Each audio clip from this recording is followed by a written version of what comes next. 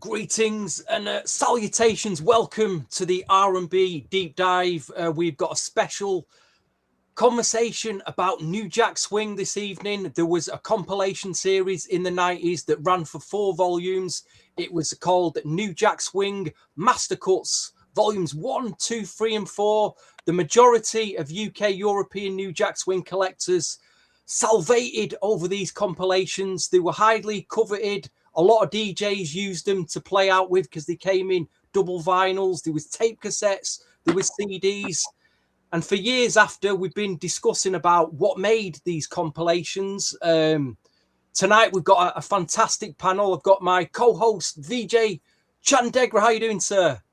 Hey, good. I'm good. I've got Mandeep next to me. Nice to see you guys. He was meant to do this from work, but I said, if you can somehow get out early enough, you can come and sit next to me and we'll do it together. You have Claude as well. It was his idea to do this particular podcast because he is indeed. He is the music geek of all of us, I think. And then of course we've got DJ Matt White, who I don't think needs any introduction for most of you. And all of us are geeks. All of us are music fans of this genre, and it should be a very interesting podcast today. It should indeed. I just want to make a confession. I don't consider myself a geek, by the way. No. I'm just a radio bod, industry bod, and DJ club bod who just happens to have a lot of records. I don't consider myself a geek. Okay, Matt White's not a geek. Everybody else is a geek. We're all geeks, apart from Matt. All of us on this podcast, we know our. What's that word we can't say, Stevie? You know your onions. Yes, that's it. That's the one. I don't know. That's the radio bod in me. Hello, Donald Cleveland. Hello, Last Exit. Welcome, and welcome to everybody else that's joined. Seeing as it's early, I'll just give my shout outs to everybody from the beginning. Everybody that's contributed, sent in their lists. There will be a master list at the end of the podcast where it will be the weighted average one, which would be volume 5. And I think that's a fascinating list. I think you guys are going to love it. Hello, JP. Welcome to the... Oh, there you go. JP's calling you a geek, sir, in the chat. He says, Matt is a defo geek. Laugh out loud. Not a geek. Not a geek. He's not a geek. He's not a geek. Not a geek. I forget more than I remember. I'll be honest. No, all good. Anyway, please explain the rules so viewers can get an idea of what we're going to do tonight, VJ. Okay, fine. So the rules are: there were 4 master cuts and 4 New Jack Swing master cuts and 2 classic R&B master cuts on Beechwood Records. So any of the songs that are on any of those are not allowed. And other than that, as long as it's New Jack Swing, you can put whatever you want. It's your personal choices. That's it. So following on from that, that's the only rules. Following on from that, I'll just do the shout out quickly, then we can get on with. Can I make a confession? Matt was, yeah. What's your confession, Matt? Here's why I'm not a geek, because I know I have all 4 albums because a good friend of mine, Steve Jervier, made sure I had all 4 albums. As he should. You know, I don't think I've ever actively looked at the track listing. It'd be interesting, right? This is going to be fascinating. Yeah. So everybody's going to compile their volume 5 based off the rules. Matt White is just going to come up with 12 of his favorite New Jack Swing cuts, and that's fine too. We're all good. Okay, great. So shout outs to everybody that's compiled their list. Shout outs to Snoopy, Mike Pantelli, Melba Carey, JP, Kev the Chef, Hickey28, Donald Cleveland, DJ Soulchild, Danilo Gutierrez, Daniel Sharkey, Curry, Cesar Sevilla, Aaron Bijour, JP Walton, Zach Bajmak, Soul Guru, Mickey D, George K, Steve Gervier for their contributions on these incredible albums, Ian Dewhurst for being the mastermind that created Master Cuts. And brave. Yeah. What's that? And brave for doing it. Very brave for doing it, and so brave for doing it. And of course, all the artists, writers, producers, engineers, and labels that have made all of these albums possible. Thank you all very much. Now, Stevie, how should we break this down? How do you want to let's go back to the original Mastercuts first. Have you guys got any memories about them when you first got them and what you thought? The first one was excellent. There's probably only one tune And it's not even a bad tune that would have taken off it, and that was Jasmine Guy, because at the time I felt there was more tunes that could have been put there instead. But being on there now, it's still okay. Yeah. So I'll make a quick. This is the industry guy in me now, okay, not the geek. What would have happened is that there's always a licensing situation to be got through, and I would guarantee that they had a long list of records that they tried to get on version 1, 2, 3, and 4, and that a lot of those might have just been scrapped because, for whatever reason, the label or the artist denied permission. Sometimes it's even the publishers. Sometimes everyone agrees it, but then the amount of money that they will have put in the budget for each track or for the entire album, someone might be asking for way too much money, which would mean that they just couldn't afford to put it on there. So something like a Jasmine Guy might just be only on there because there was something that they just couldn't get and that they desperately tried to get. So I always say that, whenever you see these compilations, always have like that kind of in your mind, that not everything is in the perfect world for a particular reason, that there's often many other reasons why things happen. And sometimes something like a Jasmine Guy, they might have just gone, yeah, you can definitely have it, or they might have asked for something different and they've gone, no, you can't have that, but you can have this, or you can have this, but you have to have this to go with it. These are the sort of things that we have to weigh out, because plenty of albums I've done in the past where I've gone, okay, I can't have that, but I can have this, and I have to have that, and I have to include it somewhere along the line. So yeah, that's always something to consider. So with that in mind, it's interesting that you said that, because New Jack Swing Mastercuts Volume 4, this is a promo cassette of that. If you can see that, I don't know if you can see that. You can see it. Yes, I can see it. It's a promo cassette, yeah? So it's New Jack Swing Mastercuts Volume 4. And on this promo cassette, the track listing is different. So instead of Do Me, which is on the release version, you had Blackstreet Baby Be Mine. And then you had It's All Right, Want to Get With You, Lisa Baby. Then you had, and instead of I Found Loving by Jeff Redd, which was released on Volume 4, you had On Vogue, Hold On. And another change on that is, instead of Listen Closely Bozak by Tamrock and EQ, on the promo, they wanted to put on the Winans It's Time 12-inch New Jack Swing mix. So it's interesting seeing these things and how, when you're at the promo stage, I mean, we were talking about Boyz II Men, Thank You, the Untouchables mix some recently, and that didn't make it because the group were unable to get and the label were unable to get the clearance for the sample. So yeah, because Beatnuts never cleared the sample in the first place, and Relativity was scared about clearing a sample of a sample, because at the time no one knew what the sample was, and Beatnuts weren't telling anyone. They were just like, put it out, and everyone was scared about being sued. Yeah, that's it. And in line with you not being a geek, Matt, there's a guy called Last Exit to Brooklyn. He is also claiming not to be a geek, but instead of sending me volumes, a hypothetical volume 5, he sent me volume 5, 6, and 7. He said you can have one of the lists if you want it, because he bought 33% of the records off you. I sold a lot of records in my time, and then I went on to work for a record label, which is why I know that story about the Beatnuts and Thank You, because I was actually at the label at the time. So in answer to the question that Stevie said there, I'm much like Matt. I don't own any of these albums. Okay, fair enough. I own them. No. Sorry, yes. So I don't even own them. As you know, and people who know me, I'm a 12-inch nerd.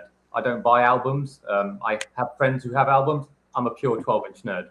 So I've looked at what's on them. So I've made sure I've not duplicated, but I didn't own them. So yeah. All good. So with that in mind, does anybody else want to share any other stories about Mastercuts? I just thought when the first one came out, I thought that was a revelation to actually get a compilation out like that in the UK and Europe that defined something we was all collecting, because like you say, we went round at that time talking to people saying, do you know what New Jack Swing is? And people didn't have a clue. So to actually have something in your hand to say, well, here it is, this is what it is, and to get out there, I thought it was amazing. It's a shame it only ran for 4 volumes, I think by volume 4, you looked at the track list for Volume 4 and thought it's not as good as the other three. But I was still, even then, I was still thankful that we got a Volume 4. Does anybody know why Volume 5 never came out? I think a lot of it probably boils down to that's what I call music knock-on effect is when a label like Mastercuts and Ian were putting this together, it was very much a sort of a small, almost independent feel to it. And if memory serves right, they were being distributed by BMG. When the other labels, and I mean not just like the sort of your Universals or your Motowns or your Uptowns, etc., but when the bigger umbrella labels, like at the time it would have been Universal MCA, RCA, BMG. I'm just trying to think who else there was at the time. When those labels cottoned on that this was becoming a bit of a thing, they started to pull back their ability to allow certain records to get onto these kind of albums. They started to do their own things. That makes sense. They sense. started to think about how they could do their own things. And that's like what I call music system. What happened was someone first came up with the idea. I have a feeling it was Sony that came up with the idea, and they put a bunch of their tracks on. They licensed some of the stuff from Universal. And then when Universal saw how big it was, they said, well, you can't have any of our music unless you give us a partnership in it. And before you know it, all the majors, Warner's, Universal, and Sony all collaborated on the track listing, and everyone shared like the revenues that was sort of derived from it. And that's kind of how that became. I think what happened was at that point, Mastercuts were obviously a small operation in a bigger cog, and they couldn't get the access. And then also people like Steve were exceptionally busy in their own right as record executives. Steve was either at Polydor, which was part of the Polygram setup back in the day, or he might have been on the move to Sony. I can't remember exactly what the timing was, but he was a very busy fella, producing as well as being an A&R executive. So for him to sort of be active in that kind of world, either tracking records down or tracking publishers or trying to get clearances, probably would have taken up more time than it was actually worth for him. So I think you lose that expertise in other ways, because it became either too difficult or other people got too busy. Interesting. That's good to hear. That little background. I mean, testament to that is I think the Universal MCA group pushed out the Strictly Swing albums, Volume 1 and 2, and there we saw more collector's items on their compilations. There were the mixes on the promo promo 12s from the US, which we generally wouldn't have got. Yeah, that was the first place that we heard Horace Brown's Taste Your Love, because the promo was really hard to get hold of back then. Yeah. And now you've got Discogs; it's easy to get anything. But back then, you couldn't get hold of it. There was no access to that unless you knew people like Matt White. Unless you had a dealer like Matt White, then he might have sorted you out. Correct. But nah, all good. Good. And there was a song I think Steve Gervier wanted on the first compilation, and I'm sure that'll pop up in somebody's list. It's Billy Davis, I Want You.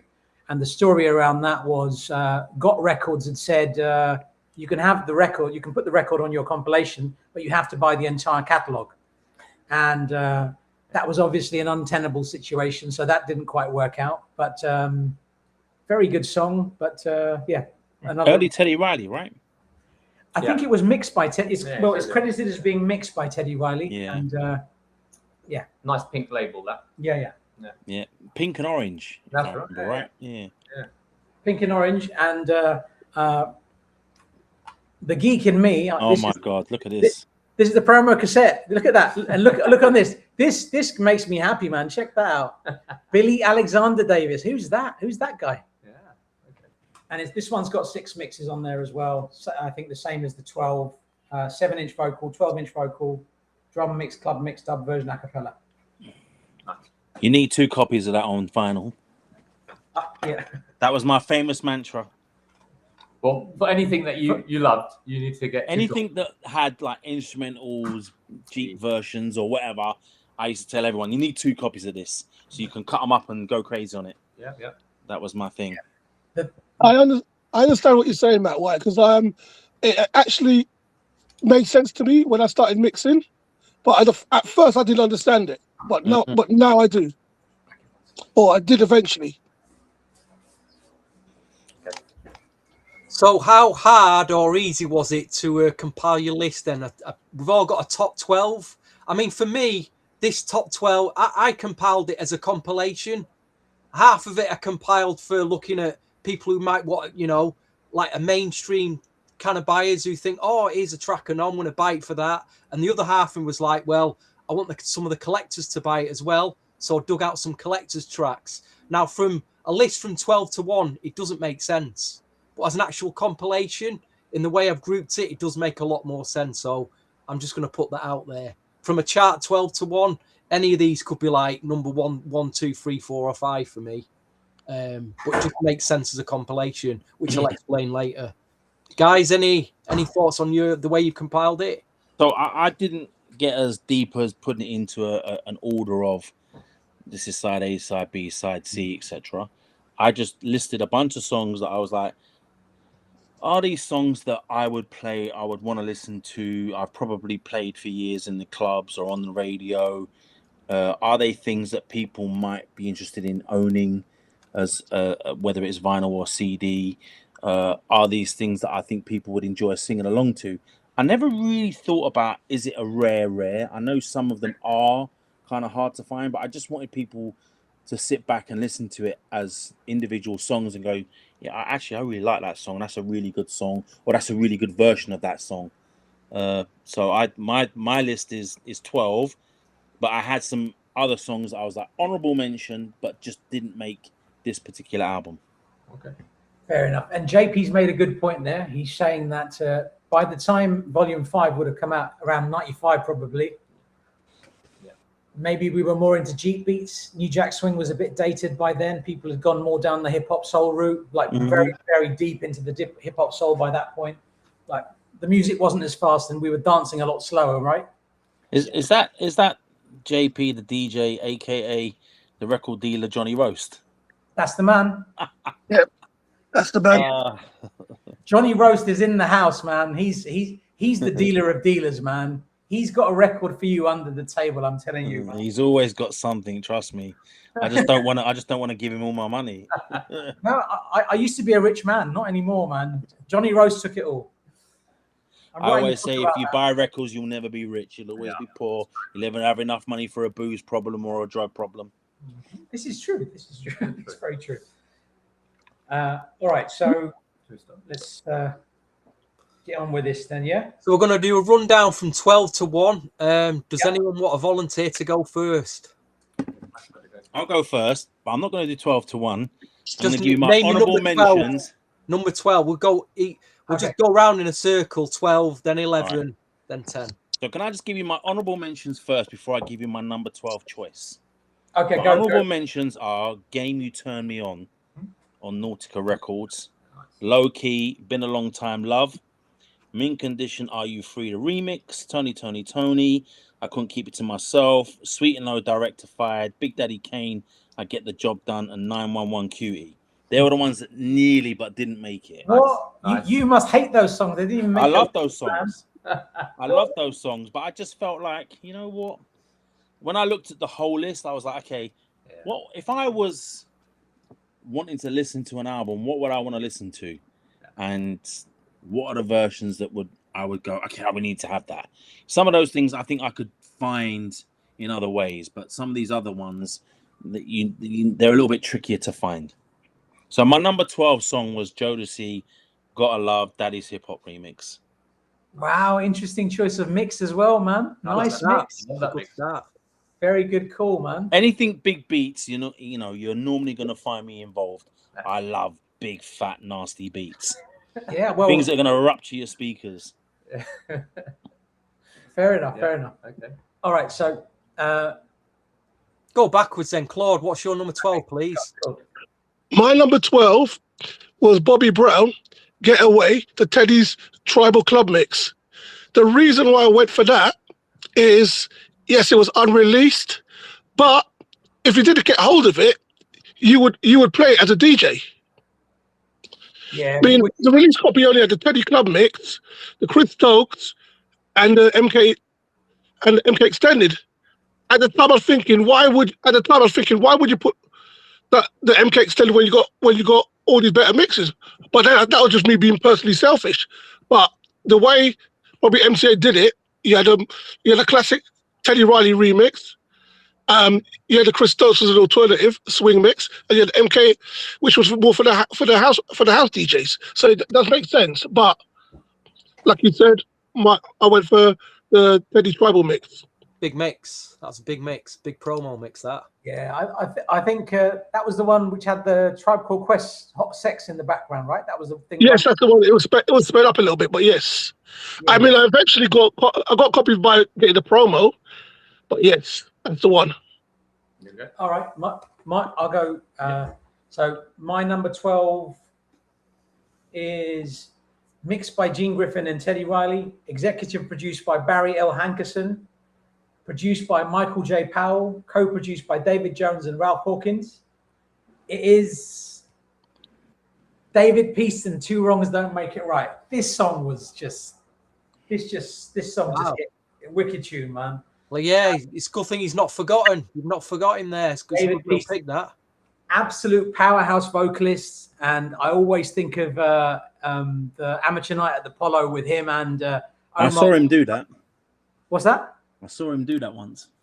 Oh, lucky man, man, phenomenal. It was actually it put hairs on the back of my neck up when I heard him do that. I was like, holy shit, who is this? Yeah, that boy was different level, man. And I think if Geffen Records had promoted him more, I think he could have gone to the absolute top. His voice was that good. Incredible voice. That's my number 12. Sadly not with us now. Mandy. Yeah, man. I'm going to go for an MCA artist. I'm not sure if you can see it, but it is Pebbles and Girlfriend. Some may argue it's on the tip of R&B and New Jack. This is the 1987 Lil Size Jr. remix. This is not the 12-inch version. This is the promo-only remix, which is about 8.5 minutes long. And I just love it. Huge classic, man. That would take up half of side one. True. So, in honesty, I put the radio edit of the remix, which was 5 minutes 40. Wow. Yeah, that's me. Wow, some great choices so far. My number 12, side C on my vinyl. I've labelled it as first time on vinyl and released in the UK, Europe. So it'd have been like a CD cut making its way to vinyl. It's a group called 511. Released in 1993. They did one album. I don't know what happened to them. They were a duet. They released 2 singles from the album. I think one of them was Don't Say It's Over. Did it have a Dave Hall? I can't remember. It had a Dave Jam Hall mix, but the track I've gone for on the album is called Smile. It's an up-tempo jam. It's got like a Roger Troutman, You Should Be Mine sample going through it. Again, I think, like I say, it's a collector's choice that would make side C. And I think the collectors will be very happy to have that particular track on vinyl. So Stevie, do you want to just explain a little bit how you've done your sides? Just explain what you've done. So side A would be 12-inch mixes. Yeah. Side B would be club commercial bangers. Side C would be first time on vinyl released in the UK, and side D would be classics. So that's why this 12 doesn't make sense. I love that. Yeah. Matt loves that too, man. You love that too, man. That's a lot of thought there for me. I'm trying to think, how would you sell the compilation? You need classics on it. No. And how would you get the collectors involved? Stick some first time on vinyl. It almost feels like you need your own record label and actually do this properly. Yeah. Like you really thought about this. Stevie should have his own label. I think that would be. There you go. Yeah, good use of his time. Anyway, Matt, number 11, Matt. Number 11. Okay, so this particular cut I've chosen is from a very, I think, unrevered group who came out on, I think, MC Hammer's label. I just liked the way it made me feel when I listened to the album, and then I was blessed to get a 12-inch. The group is called Special Generation. Ooh. And the song is called Lift Your Head and Smile. Wow. I'm not sure if many people picked up on it. It just makes me feel, when I listen to it, I just enjoy the song. Is it on Busted Records or something? Yes. Yeah. That's a good, that is, I wouldn't have seen that one coming. That's a very good one, man. good choice, that. I've Nice. seen that. Bit left field. Nice. Yeah, no, but that's good. Nice. We need some of those. We can't have yo, that's a lot of body throughout the whole thing, because like And what I remember about that track, it had like a really upbeat chopping beat to it that just like stuck in your head. But like the vocal, listen to the vocal. Yeah, the song's a great song. very uplifting track. Yeah. Nice. all right, Claude, what you got, man? My number 11 is something that was not released on vinyl, which I've up to today. I still haven't got around to getting. It's off the House Party 2 soundtrack. It's Rex and Effects featuring Big Bub, Ready or Not, the original LP version. I think it being on a new Jack Swing compilation, it would have got a bit more airplay than it did in the UK. Yeah, for Wow. sure. Did it not come on vinyl? I don't know why. I thought it was a promo 12. It was a promo only, Matt. There is a promo. Oh, okay. So they There's did. a Rex and Effects. Yeah, And then- that's what I thought. Yeah. It was on House Party 2 as well, but Yeah. That's what it when you wasn't- said it wasn't on vinyl. I was thinking, I'm sure I've got that somewhere. Yeah, you you probably do. got on House Party 2. There is a promo 12 of that. Yeah. But brilliant choice. Well done. Nice one, Claude. Yep. It's Really? me. Yeah. My next song is engineered by Tony Maserati. It was so good that this song came out a year before it was put in a film, and they had to add it on. You just mentioned House Party 2, and my song is written, produced, arranged, remixed, and performed by the wildly underrated Full Force. Ain't My Type of Hype. All Wow. day long. Whoa. I was torn between that and this one. Quickie. Nice and Sleazy. sleazy. Yeah. But the impact of this song alone, big tune, and I think that would have gone down very, very nicely on the Mastercut series. So Ain't My Type of Hype is my number 11. Right. Okay. I'll agree with you, VJ, on that one. What's that? 100%. I'll agree with you 100% on that one. So it's amazing how it never made House Party either. It's not on the soundtrack, but it was made. It was in the year movie, before. but not on the actual 89, soundtrack LP. Crazy. Man Deep. All right, I've got another MCA promo. This is New Edition, and that is the Crucial remix. Jelly Bean Johnson production, but remixed by Jam and Hall, Jelly Bean Johnson, and Spencer Bernard. I'm a bit conscious of what Matt said about the time that you have on the space of a vinyl. This is an 8-minute mix. Of course it is, mate. Of course you put bloody. You got 2 cuts per side. Never came into question. That would work so effectively in the clubs. You can see it right now. Edited to 2 minutes 5. Yeah. So there we are. That's 1988. That's a killer track. Absolute. Just so many memories of that mix. It's one of the greatest remixes ever. That Yeah. New Jack mixes. There's picture sleeves of all of your ones there if you want. Yeah, I know. I saw that. Yeah. Might be. Anyway, my number 11 will have made my club commercial bangers side. They were arguably, the first UK female group signed to a major. I'm not sure that did New Jack Swing, but we could debate that. Someone correct me. And it's Eternal Stay, the Teddy's extended mix. Wow. My girls will be so happy for you. Yeah. That was a big tune. Yeah, that was a big song. And I did used to hear that in the Northwest in the clubs, that particular mix. You used to play in London as well. Amazing.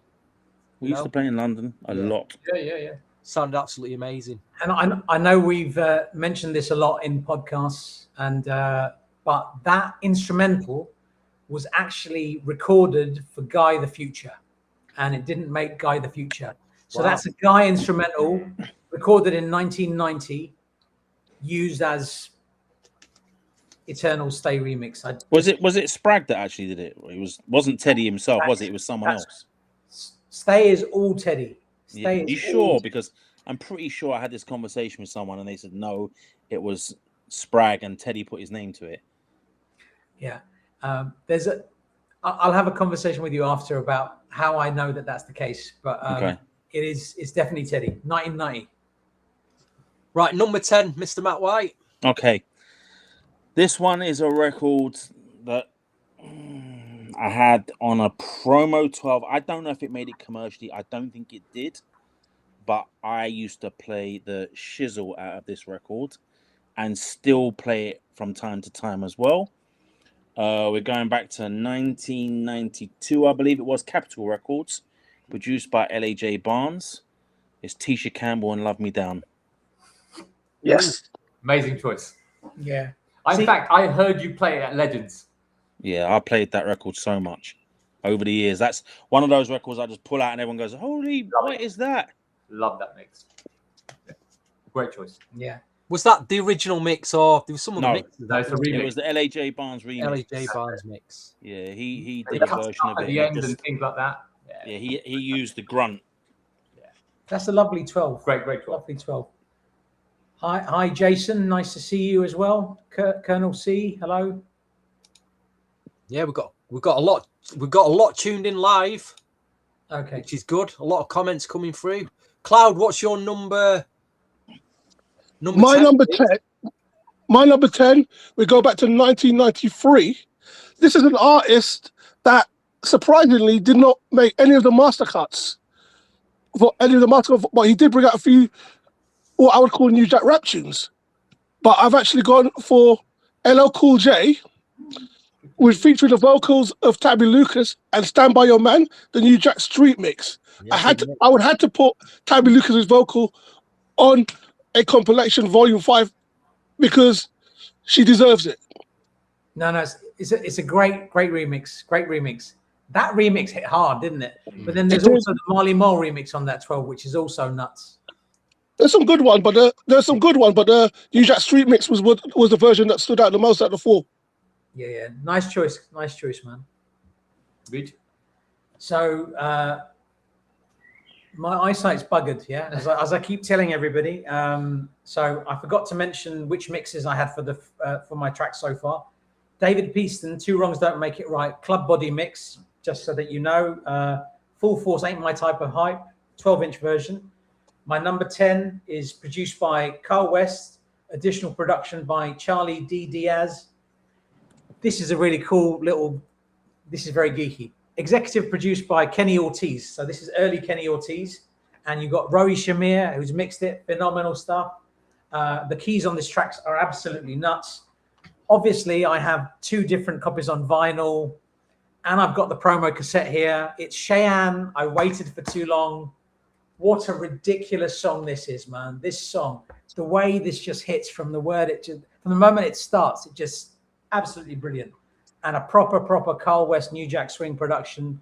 And I believe that it's written by Tabitha Brace, Terry Robinson, and Carl West, who are 3 members of Key West from Uptown Records, also off the Uptown Records label. Cheyenne. It's an incredible track. That's one of my all-time favorites. Do you guys like it? Do you all like that? Are you all feeling that as a song? Is it good? Whenever I see Terry Robinson on a writing credit, I tend to just buy it. Yeah, you have to, I man. love Terry. Terry's the best. She's the best. My number 10? Yeah. My number 10. Sorry, I've got very little pictures, but this is the Uptown promo. Many people will know Jeff Red. We all know the You Called Told Me from the Strictly Business soundtrack, which VJ has a cassette from. This is, most DJs, connoisseurs will know, obviously, the remixes that's featured Kenny Green stroke intro. This is Dave's remix of You Called and Told Me, which was on the Uptown promo. Wow. Yeah. Wow. Did like Matt, you must have known about this when it came out. Yeah. I didn't know about this until like 8 years after the fact. And I thought, when somebody told me that there's a remix featuring intro, I thought the person was chatting nonsense. Well, is it featuring intro or just featuring Kenny? Green. I think it's Kenny Green. Yeah. Right? What does it say? Well, I think it's Kenny Green. It's Kenny. Yeah. It's not Because he was like, for want of a better description, if you were in New York City and you were in that kind of world, like writing R&B songs, New Jack Swing, whatever, there was like a little core collection of people that you would be working with, Untouchables and all the people that were involved with them. And Kenny was definitely one of the core songwriters. So if you were like part of the A team and you could get in with the A team, you were probably sitting down with a Kenny. And if you were kind of coming out the Uptown camp, you might have been sitting down with Terry. You know, because if you look at all the early stuff, Terry's on there, Tara Getter's on there. There's a little crew of them that kind of used to bounce around from studio to studio. Yeah. And Tabitha Brace. Tabitha Brace was in and amongst all of that as well. She did a lot. She did a lot as well. And who's that? Is that? Hi, William. Nice to see you. Who's next? Stevie. Stevie. You're number 10. At number 10, It will make Side C, again, the first time on vinyl, released in the UK. A dreadful. This was. I just think this album was so underappreciated. I think it was the best album. I actually think as an album, it's an absolute masterpiece. And I think on the 13th, it's Saturday, the 30th. Is that June the 13th? Is that a Saturday? We will be having Stephen Russell live on Halftime Chat going through this album. But it's from Troop's Deeper album, and the track is Keep You Next to Me, which never made vinyl. I just love to have that on vinyl to play. So I just thought that's a tune, man. That's a tune. Nice. It was an incredible album that was just so overlooked. So yeah, from there, that was the third album, wasn't it? That's my number 10 anyway. Nice one. I think you're right. It was very underrated. Not when the albums came out for Troop, it didn't really sell that well. They sold here and there, but they didn't really fly off the shelves. I think it was a timing thing. They just got lost with all the other stuff that was coming around. You know, there was other things that just took people's minds. What about That's My Attitude? Did that sell as a 12? It did, but I think that was more about the Untouchables mix that was on that. I think that was what really drove that at the time. Pete Rock and CL Smooth were on that, weren't they? I think that second album did sell bits in the Northwest. I think Spread My Wings got a bit of play, and that was about it, really. Yeah. And I heard a lot of DJs saying they didn't like That's My Attitude up here. They just shit, too Bobby Brown. But I liked it anyway. And that third album just sank without trace, really, which is a bit of a shame. Yeah. And Kev the chef said it was intro. I mean, Kev's very tight with the boys, Buddy and Jeff. So. I mean, the story that promo. How many them Jeff Red promos were around in London at the time? Because all I ever saw there was a bootleg.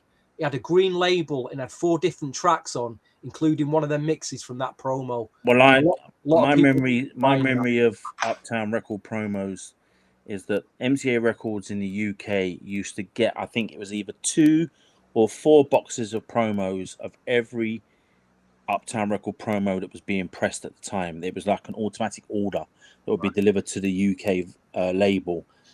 So at worst, I think it was either 50 or at best it was 100 promos. And then it was like whoever had gone to America and bought some back from America. Because you have to understand, if you walk into Uptown Records, they had quite a tight budget in the beginning. So they would get records printed up on their sort of own budget, and then a load would be sent over to Universal's building as well, or the MCA building as it was known back then. And they would sit in like the promo guy's room. So if you walked into the head of promo for either radio or college radio or the sort of club promotions, they would maybe have a bunch of boxes, and you could literally go, "Oh, can I take some?" "Yeah, help yourself, man. We're not going to use them anyway."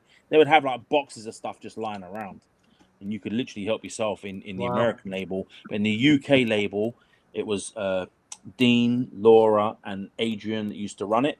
They had very limited copies, so they were very tight about what they would let out. Interesting. Yeah. All I want to know is where the hell was I when that was going down, man? I wish I was there. You was in the pecking order in a record shop, VJ. Yeah, I was like, I was trying to be. So I don't know about every record shop, but when I was at Catch a Groove, and I'm sure there was other record shops used to do the same, we used to have like certain DJs who would have their own, like what we call pigeonhole box, and it would be labeled. So it would be like Steve Jervier, Trevor Nelson, you know, all the guys that were sort of on the scene, the Mickey D's of this world. They would have their pigeonholes, and literally as promos come in, either myself or it was Destiny or Tara that was working there, we take a listen, we go, "Oh, you know what? We need one for Steve, we need one for Trevor, we need one for Mickey D," and we'd put them all in the pigeonholes, and then what was left over would go on sale to the general public.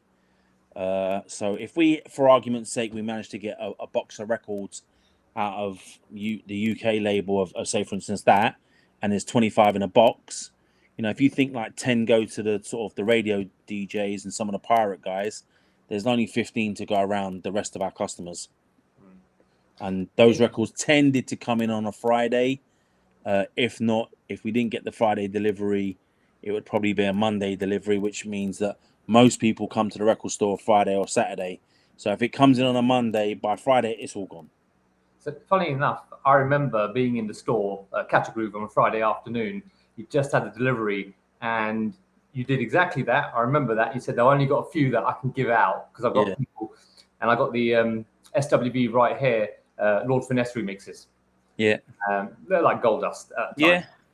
So, and the reason we did it that way was because we knew that there was a bigger. Well, for me, there was always a bigger play. The bigger play was, look, let's try and make this music as big as possible. How do we do that? Who's got the biggest reach? The guys on radio, the guys on pirate, the guys in the clubs. Yeah. It's great that we can give, someone else who isn't on that record as well. But ultimately, once they take it home, they're only literally playing it to them, their mum, their dad, and their brother and sister, if we're lucky. Maybe a few friends at a house party. But we need those guys like the Jervs, like the Trevor Nelsons of this world, to give it as much exposure as possible, drive the hype, so that we can then go out and place an order to get even more coming in, or we can get the label in the UK to release it themselves. That was the only way we could do it. Makes a lot of sense. Absolutely. That makes total Anyway, sense. number 9, Matt. So this is a soundtrack record that is, like I said, something that's just kind of lived with me for years and years. I don't think it was that hard to find as a 12-inch, but it's something that I've always enjoyed playing when I've had the opportunity. It was on the soundtrack to the film South Central. It was produced by the boys, and it's classic example. It's All Right. Yeah, nice. Wow. I just love that song. Same. Very good choice. It's a good choice, isn't it? I haven't listened to that for a long, long time. Oh, but it's Hollywood. It's a great feel-good song. Yeah, I've not listened to that for a long, long time. There were quite a few people that sent in lists with classic example on there. That song and another one. Yeah. Which don't make me wait. Touchables mixed. Yeah. But all good. What are we on? Matt. Number 9, we've done Matt. So it's That Claude. was 9, yeah. Yeah, Claude. Number 9, Cloud. My number 9 was En Vogue's second single release. Originally, the mix I'm picking wasn't on the US 12.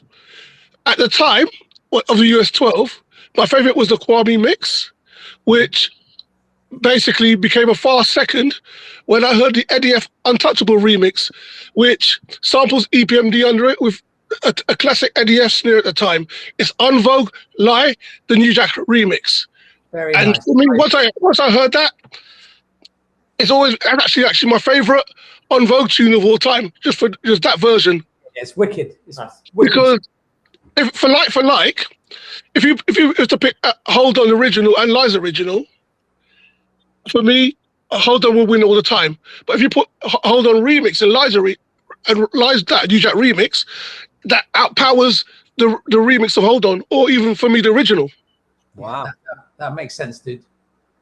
Nice choice, man. A great record, and yeah, like the EPMD sample was just phenomenal in itself, and the fact that they use Soul to Soul, I'm happy for that.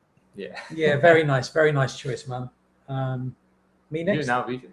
My number 9 is mixed by TR, mixed by TR, mixed and engineered by Dave Way, supposedly produced by Gene Griffin and Billy Davis. It's Billy Davis. That's my tune, man. It's a wicked tune, man. I think, and the mix I've gone for is the club mix. Very, very nice. I'd love to know who he was, Just I don't know anything about that guy. Yeah, and We now know his middle name. we now know his middle name's Alexander. Yeah, so that's That's half the fun, though, isn't it? Not knowing. Produced that record. How he even got to do that record? it's a mad one. Yeah, Crazy, isn't it? and that was it. And then it's the same with who's the other guy? David C. There's Yeah. Yeah. a song Griffin one. called Shake, which sounds in line with Billy Davis. That's a great New Jack track as well, and only on that one track promo 12 and the album. Okay, my number 8 might be a little bit obscure. 9. It's number 9. Number 9. All right, the Mac Band, and this is a promo 12 called "I Could Never Say Goodbye." Wow. And if you know it, you'll know there's a mix on it called the Moogly Club version. Ridiculous remix. 7 minutes 11. Seriously, I've exhausted the vinyl. Yeah. I've done the vinyls. Yeah. obviously inexperience of building a compilation, but there you go. That mix, so Vassal Benford was the production, written by Ron Spearman, who was also behind Jade's big hit, Don't Walk Away. But I think the system were actually in part of the backing of that track. That's what You've got to listen to it. If you like the Moogly Jack, mix. Oh my God. Do you guys all know it? I don't know that one. You okay. got me on that one. I got could the never single of it, the promos, and Yeah. I've never played it. I'll be honest, Listen, I've never played listen it. to the Moogly Listen mix. to the Moogly's and- mix. Oh, You're going to be like, that's a mad choice. yeah, Unexpected, but I get it. there we go. I get From it. Love You to the Limit. That is a deep dive. That is a real deep dive track. That's mad. But the one thing I have to say about Mandeep, I don't think he understands how, when you got 4 sides on the Mastercard, he needs A, B, C, D, E, F, G, X, Y, Z. He's gonna have the A to Z. Yeah, That's he needs right. A to Z, That man. is exactly He's got his 72-minute mixes and things like that on there. All good, Right. all good. Stevie, it's over to you. Number 9. 9, yeah. Right, this would have made side D, which is my classics. You could argue this might be overplayed. Some of you might be actually sick to death of hearing this, but this is an absolute banger. It's such a heavy track. Portrait and the extended mix of Here We Go Again on the classic side. Okay. Very Is good. it overplayed? I'm sorry, I don't know. you cannot get bored of that record. No. You can't. It's a Some wicked people tune. might be, I don't know. That's Just good. such a It's heavy like track. Honey Dip. It's just like, Yeah. whether it's the Honey Dip original or the Swaz mix, you just cannot get bored. It's just a good song. I It agree. just makes you feel happy. Yeah. And the 12-inch was brilliant. I think, which was it? Was it on the Honey Dip 12 where they had a remix called The DJ Can Go to the Bathroom Mix? That's it. Where it mixes Here We Go Again. Oh, into yeah, Honey Dip. yeah. What the hell was that? It's wicked, man. It made so much sense. And DJs everywhere were like, this is That's a good. 9-minute mix. This That is- definitely can't be put in the compilation as well. That's good stuff, man. Right, let's move on. Number 8, Matt. Okay, I'm back on my soundtrack shizzle. This one, I guess, would be kind of the rear end of the New Jack Swing era. It's 97. The soundtrack was Booty Call. The label was Jive. The producer was Dark Child. The song was Wanna Call, Don't Stop, Don't Quit. Wow. Yeah.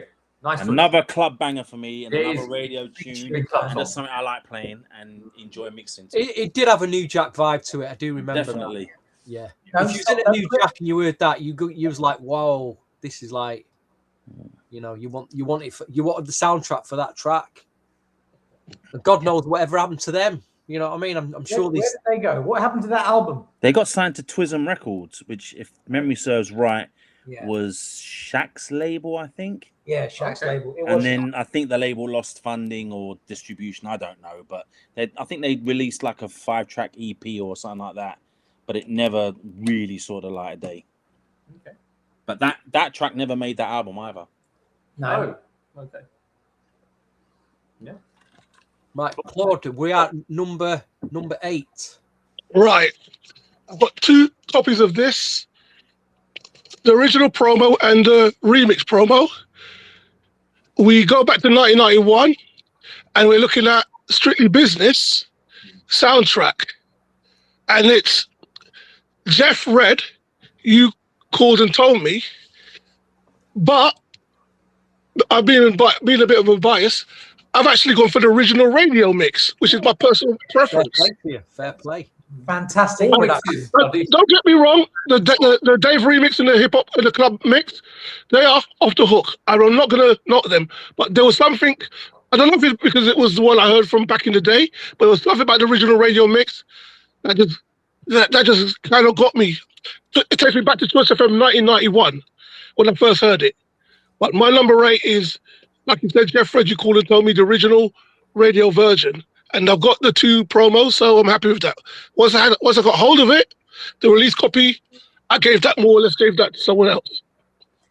Yeah, the thing is, like, you cannot knock the remix for You Called and Told Me. It's exceptional.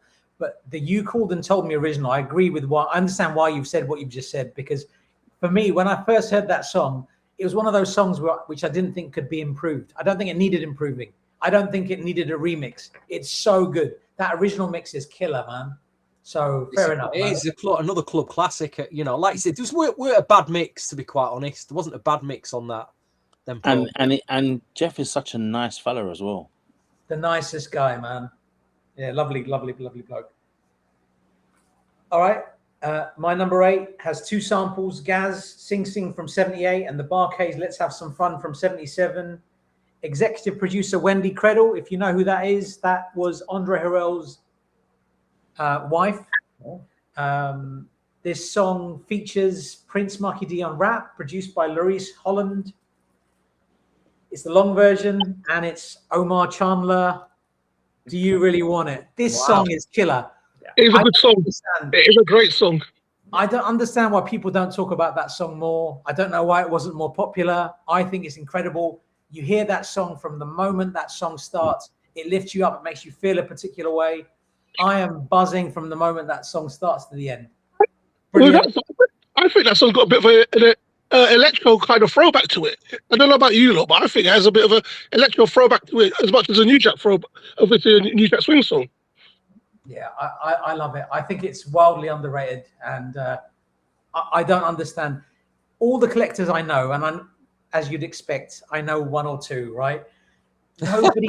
Nobody talks about Do You Really Want It? I think I must be mad or something. Is it because it was around a lot? You know, when that Import 12 dropped, it was just everywhere, wasn't it? It wasn't hard to get hold of. If something's good, it doesn't matter if it's exactly available in Woolworths. Who cares, man? No, it's a great record. Did you guys like it? Yeah. Yes. Love it. Yeah. You liked it? Yeah. All right. I'm just checking. I wasn't mad. That's my number 8. So my number 8 is on Geffen Records. So not often something you'd probably relate to New Jack on Geffen. Not a huge amount of groups on Geffen. Produced by Mark Gordon and Gerald Levert. Remixed by Novell Hodge and DJ Pete Rock. This was one of the first times you heard Pete Rock on the 12s, on vinyl. This is One Girl.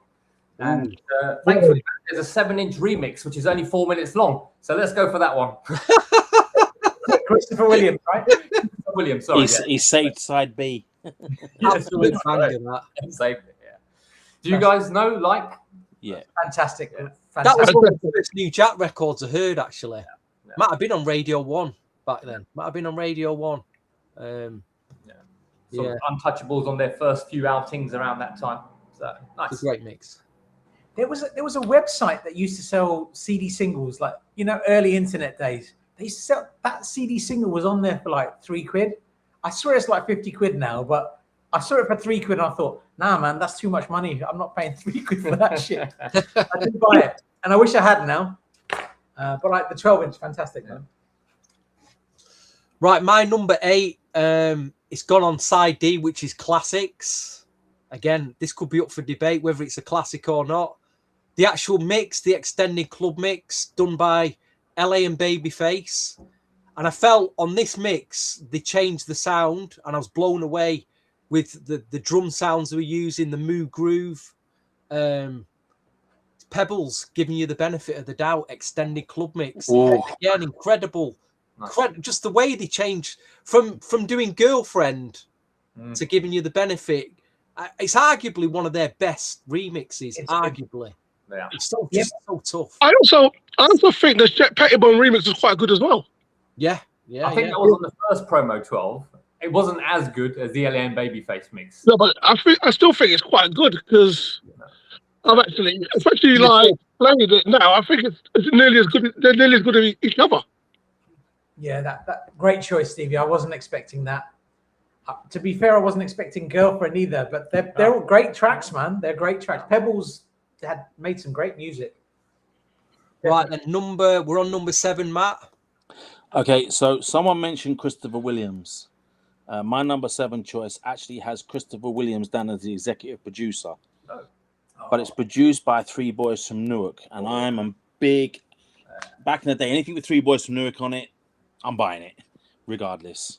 93 was the year. I think it was either NRG or EMI Records at the label. It's 1, 2, 3 and Love Me Right. Ooh. That's pretty What Great a song. tune, yeah. man. EMI USA. I Samples, think. Was it it EMI? samples I can remember if it James was Brown. NRG or EMI. The red label. Yeah. Yeah. Oh, that's What a tune. That is a great pop. So it samples James Brown, Papa Don't Take No Mess. Yeah. Yeah. Yeah. Nice. all right, Claude. What you got, man? Number 7. My number 7, they're doing a film about him. So we all know who that is. It's actually out in the cinemas right now. And I'm surprised that not out of 1 to 4, he never made a song on New Jack Swing Mastercuts, which I think he deserves to. What did he? No, he didn't. It's actually, it's Michael Jackson, Remember the Time, the 12-inch main mix. Oh, The reason fantastic. why I There's chose- a very obvious reason why he'd never get on a compilation album. Yeah. The reason why I chose that mix was because the 12, although the drums are different, it still had the original feel. Whereas the New Jack mix, as good as it is, kind of strayed away from the original. And a lot of people, with the organs and etc., they loved that. That was what kind of dominated the song. Even though I do prefer the New Jack mix over the original, but there was something about the 12-inch main mix that blew all of them away. I don't know. I think it would also blow away the budget for the entire album release. yeah, it would. yeah, Yes. exactly. Yeah, but fantastic choice. Fantastic choice. very good. Claude. So the group for my number 7 included a member called Balewa Mohammed, and I just wanted to say a few things about what he's done. He has been involved in a lot of stuff. He's worked with Whitney, the Temps, Angie Stone, Jaheim, Christina Aguilera, Britney Spears, all of these people. You wouldn't think that. Is this Subway? No. We'll get there. Matt White, for some reason, didn't think that this artist was good enough for his 12 because he thinks the song's rubbish. Oh, I know where you're going with this. Yeah, so he's also worked with Donald Jones, Joya, Manifa, Freddie Jackson, Rough Hands No More. I know He exactly wrote where No you're More. going. Charlie Wilson, Guy, J-Lo, Timbaland, Mariah, you get the picture. My song is produced by Pretty Tony, big tune. What was the name of the mix? I've got to tell you the name of the mix. The mix. You turn me on. Nautica Records. You turn me on. It's a great track. This song needed to be on Mastercuts. This was a proper club tune. Every time it came on in the clubs back in the day, we lost our shit. And yeah, this was the one. That's my number 7. And it's not that I didn't think it was good enough. I just had other things that I would rather. I'm just messing with you, man. I know. I get it, man. I get it. What number are we on? Number 7. 7. So my number 7 is on Motown Records. It was released as a single, which actually had the LP version and the instrumental on the B side. And then on the next single they did, which was called, if I remember rightly, Take Your Time, they then put a 12-inch mix of this track with an a cappella and a dub. I know it is. You do? Okay. Produced by Gene Griffin and brackets Teddy Riley, and remixed by Timmy Regisford. We're talking about Today, and the track, the 12-inch mix, You Stood Me Up. Wow. I didn't know about that mix until well after the fact. That mix is fantastic, man. Yeah. And it's raw. It's stripped down to proper New Jack. Yeah, it's proper tune. Lovely tune, man. Gee, some bombs being dropped here that you turned me on. You think about if any of these compilations came out, if whichever all our personal selections and everyone that was submitted, they'd be perfect. We'd all buy them. We would, because they're just brilliant, man. What you got, Stevie? What's your number 7? This is in the side A 12-inch section. Very obscure group. Very forgotten about now. I have kind of chased them down as well. Some of the members are in a funk band, but in the 80s, I think they were signed to A&M, and they were called The Crash, and then they signed to Capitol, and they put one album out and a few singles. They were called then they were called Cool School, and the track I've gone for is My Girl, the 12-inch version. I just love that group. I just love to hear their story as well. But yeah, Cool School, My Girl, amazing track. Good. See, this is why I say I'm not a train spotter. I don't even know that record. Oh, you'd love it. You'd love that. Are you serious? Now I don't You know need that to hear the record. album. Never mind that No, record. but that's the thing, though, isn't it, Matt? Like, there's lots of songs that we know. There's lots of songs that all of us wouldn't know. I can guarantee you, all of us there'll be songs that the rest of you four would know, and I wouldn't know. 100% guaranteed. And that's going to happen on multiple tracks. Cool School, I get it. Wicked track, man. Good 12 inch. There also had a nice track called Mercy Me. Yeah, they were produced by Jesse Johnson, and they had that, Oh, that yeah, Minneapolis vibe to him. But it's a great new Jack album. Yeah. And It hardly anyone talks about it. I mean, to be honest, back in the day, I didn't really appreciate it, but I listened to it in more recent times. Don't Waste My Time. That was a single as well. I've got that. I've got all the singles. Yeah. They had 3 big singles from it. But anyway, Matt, what was your number 6 we're on now? We're getting there slowly. So it was mentioned earlier as a record that I used to sell a lot of, and it's a record that I still love listening to. I don't know if it was commercially ever made available. If it was, I don't really remember seeing it that much. Mandeep said it that I sold it to him. We're going back to 92, SWV right here, the Funky Man Scratch remix. Amazing. Wow. Yeah. I love it. See, why do I feel like I don't know that mix? Of course you do. No, hold on. Matt, you just mentioned Cool School. You don't know that. Why do I feel like I don't know do I know that mix? You do. I must do. I need to. It's got the horns in it, Yeah. Right? And the deep bass line. Amazing with it. And then the scratching. And the scratching goes la la la la la la la la will be. Okay. All right, cool. Amazing. What was on that what promo was it on? Yeah, it was the so they did the first promo of Right Here, which was the original version, and then the second promo came with the G-Man remix, which was that one. Yeah. And there was like 3 or 4 different versions of that version. There was a Bam Smooth mix as well. The G-Man Scratch mix. Yeah. The G-Man mix is decent as well. And it's Lord Finesse that does it all. Yeah. Wasn't there a Bam Smooth mix on there as well? No, I don't think so. Yeah, I think it wasn't. I spoke to Lord Finesse about 6 months ago about that mix, and he was reminiscing on it. At first, he couldn't remember doing.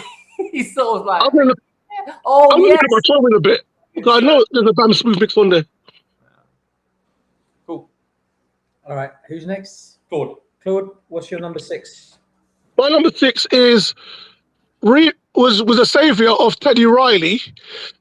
Well, they'll call it a savior trade night, and and in NJS parties, it really goes down a treat. It's James Charles, I Don't Want to Fall in Love, the New Jack Club mix. Wow. And very, very, as you know, in most New Jack Swing rave, it still gets airplayed.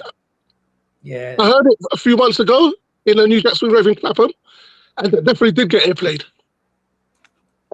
That's my number 6. Fantastic. Huge track. It doesn't make any sense that did well, unless it was a budget thing or there was some restrictions that it wasn't on any of the master cuts, because that is next level tune, man. That would be arguably the first 5 songs you put on one of those compilations. It's just killer. That was actually my second. That would be the second on side A for me. Yeah. Okay. Mm-hmm. You prefer the Teddy Riley remix to the Shep Pettibone mixes, right? Obviously, yes. The New Jack Club was the best one. Claude, sorry, man. I'm sorry. Obviously, yeah. But don't get me wrong, the Shep Pettibone one isn't too bad because obviously I've listened to it properly, and yeah, because I've actually got the whole lot on MP3, and I do occasionally listen to it, and I've got nothing against it. Ah, nice. There's a couple of things about the SWV track. JP said Rock Raider did the cuts on it. Oh. And Colonel Sears said, was that a gold silver sleeve? No, it's a black sleeve. A black sleeve with a big white, red, and green promo sticker on it. Yeah. Okay. Can I say something? Richard Ashcroft said Father MC Lisa Baby, Pete Rock hip hop mix. Wasn't that on the demo cassette promo volume 4? The Pete Rock remix. Yes, the fat hip hop mix. Yeah, it was. It was meant to be on this one, the number 4, but it didn't make it. They chopped it off. They put the LP version instead, which I think is the poorest version of the lot. It's probably because they couldn't get clearance. Yeah. Yeah, because I get the fact that yes, the Pete Rock hip hop business was going more to the hip hop side, but the Swing House and the Daddy Radio and the Pete Rock Smooth mix, for me, you could have put that rather than the original, because like I said, the original It was a bit of a letdown, let's just say. For the Mastercuts 24. Claude, I love that you remember the remix because, like, for me, I bought the promo cassette and I thought, yeah, oh my God, they've got a different track on there or whatever. You remember the mixes, man. You are like Rain Man, man. You remember all of that stuff, man. So well done, man. I didn't have a clue that mix was on that promo cassette. So, Richard, that wouldn't count. It's already on a Mastercut something, mate. Sorry. My number 6, remixed by Louis Silas Jr., co-produced by Jeff Lorber. Have to mention these two producers, produced by Thomas Foster, Denzel McElroy. It's Robert Brookins and Don't Tease Me. What a tune, man. I'm talking about the extended mix.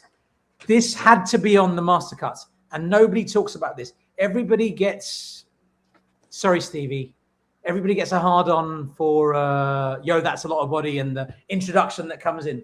But the keys on that one, killer. It's done. It's over. Wicked tune, man. That was an absolute clatter bomb, as we used to say back then. A real clatter bomb. I love that song so much, man. And Robert Brookins, his interpretation of New Jack Swing was killer. Oh, you picked an obscure one there. And he did what did he do? The Whispers Innocent. That's a killer tune, man. Another one. Okay, my number 6 is back on Capitol Records from 1989. Let's see if you can guess who this is. It was produced by Kyle West, remixed by Eddie F, and also we mentioned earlier Rowie Shamir. It was quite an odd combination. It is The Girls and a track called Jam Jam If You Can. Yes. Yeah, wicked tune, man. And it is the hip hop version of that. That's not an Eddie F mix, that? Yes, Eddie F remixed It was. That's one of those songs when you think about the combination of people that created That's what I'm saying. You've got Carl West, Rowie Shamir, you've got Eddie F. and Pete Rock's on there as well. Is it? Is it? No, No, not Pete Rock on this one. It's only Eddie F and Rowie Shamir. And you've got Terry Robinson. Yeah, I mean, come on. Tabitha, yeah, fantastic. Yeah. Stevie. At number, what we at? Number 6. Number 6. Well, I'm going to stick with Kyle West and Roy Shamir. It's already been mentioned, this track. For me, Kyle West, if we was to do a debate on who was your favourite New Jack producer, I might put Kyle West up there. I really might put him up there. Yeah, he's got to be, man. As he said in his interviews, he was classically trained, and that's why he got all that orchestration, them key changes, and they sent me for a loop. They absolutely sent me for a loop. But anyway, Cheyenne, I've waited too long. Yeah. Oh, well mix, the hypnotic mix, the dub mix. Fantastic. It's, any mix. It's killing me it's even at number 6. It's killing me it's even there. Should be higher, but yeah, that's on the 12-inch side A 12-inch version. And like you say, with the Cool School, the Cheyenne, we push for time on that side then, because those are about 7 or 8 minute long mixes. Don't worry about the time, Stevie. I've forgotten completely about the time. And I feel like an arsehole. I didn't put it at number 10, man. What's wrong with me, man? What a tune, man. Right, number 5 then, Matt. Oh, sir. So it was mentioned earlier, and I'm going to go back to my Motown days of when I was in the label and I was the guy getting the boxes from America, opening them up and going, thank you, I'll have 2 of those first before they go anywhere else. And I took 2 of these from those boxes and sent the rest out to all the other DJs. I can't remember who mentioned this. 95 Motown Records, Boyz II Men, Thank You, the Untouchables remix. Ooh. Yes, amazing, sir. Yes, amazing, sir. amazing Wicked mix. tune. Huge in demand mix that at the time. Very in demand, wasn't it? Yeah, it was so in demand that we ended up doing a double pack for the British promo, because we wanted to make sure we got the Untouchables version on there, because we were under orders to not put it on there, but I don't always follow orders. Yeah. That one, Mike. Yeah.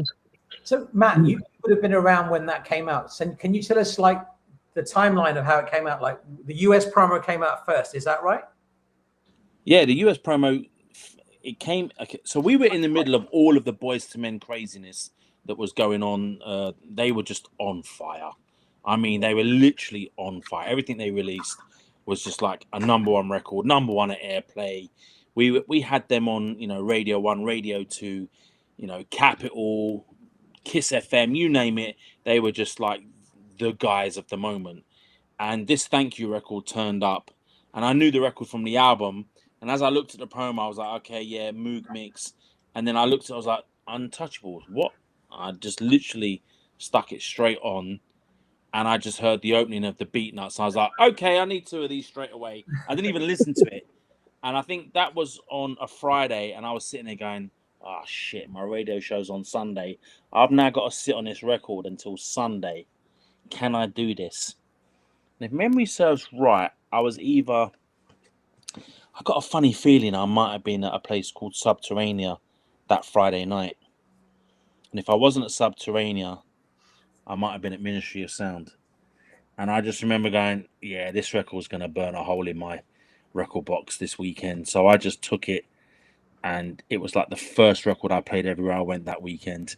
And then on my radio show, I banged it out. And I just knew that Monday morning I was going to get inundated. And I literally was. I think all 50 copies were gone by Tuesday. And that was from my office in Hammersmith at the time. Nice. Next thing is we got a note saying that we're not to send out the promos, that, you know, anything that was still in the office had to be sent back to America. The mix wasn't cleared. It was never going to get cleared. We should never use it. And I persuaded one of my guys to just basically print up a load of double pack promos for the UK and include the Untouchables version, because we had a dat of it as well. So hence why it got onto the UK version. And yeah, we got in a bit of trouble for it, but hey, it was worth it because they carried on having a fantastic campaign. The streets were talking about Boys to Men like they'd never talked about them before, or for a long time, you know, because realistically, Simping was kind of the last real big streets record for Boys to Men. Other than that, it was all radio, and sort Great of backstory, that. yeah, Man. Great backstory. That's amazing. So for that, I think me and lots of people on this podcast that will listening to it live and whenever they listen to it, just want to say thank you. Yeah. Because I got that remix of the UK promo double pack. That's the first time I had it.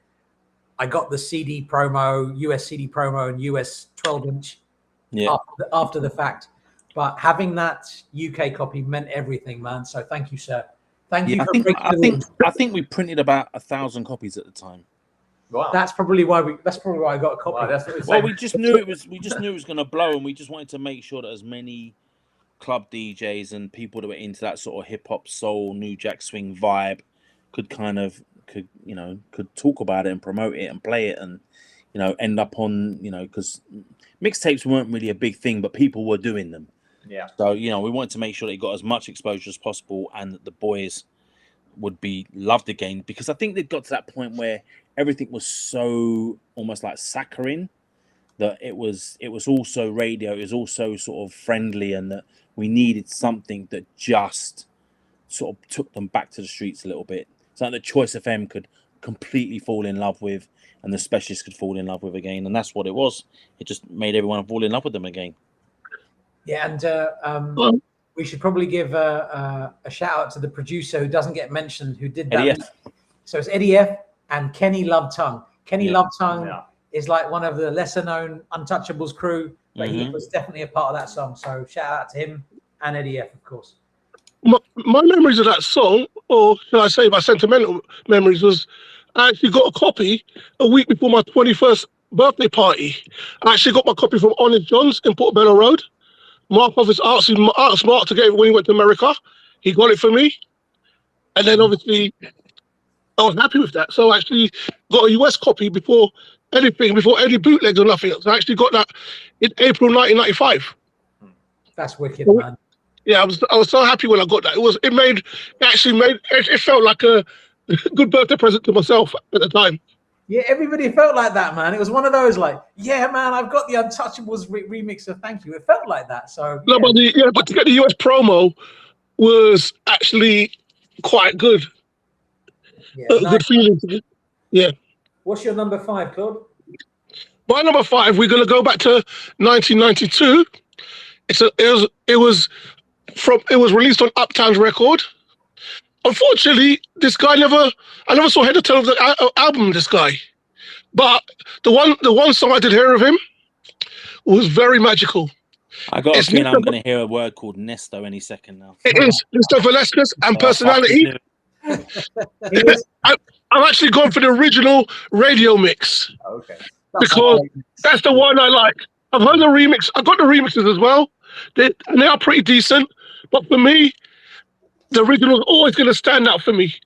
So for me, it's the original radio mix. Awesome. No, man. What a tune! What a tune! And me and Matt had a chat about this before, and I said somebody's got to mention Nesto. It's just going to ruin your evening because, and it was just a joke between us. And you must get that a lot, Matt.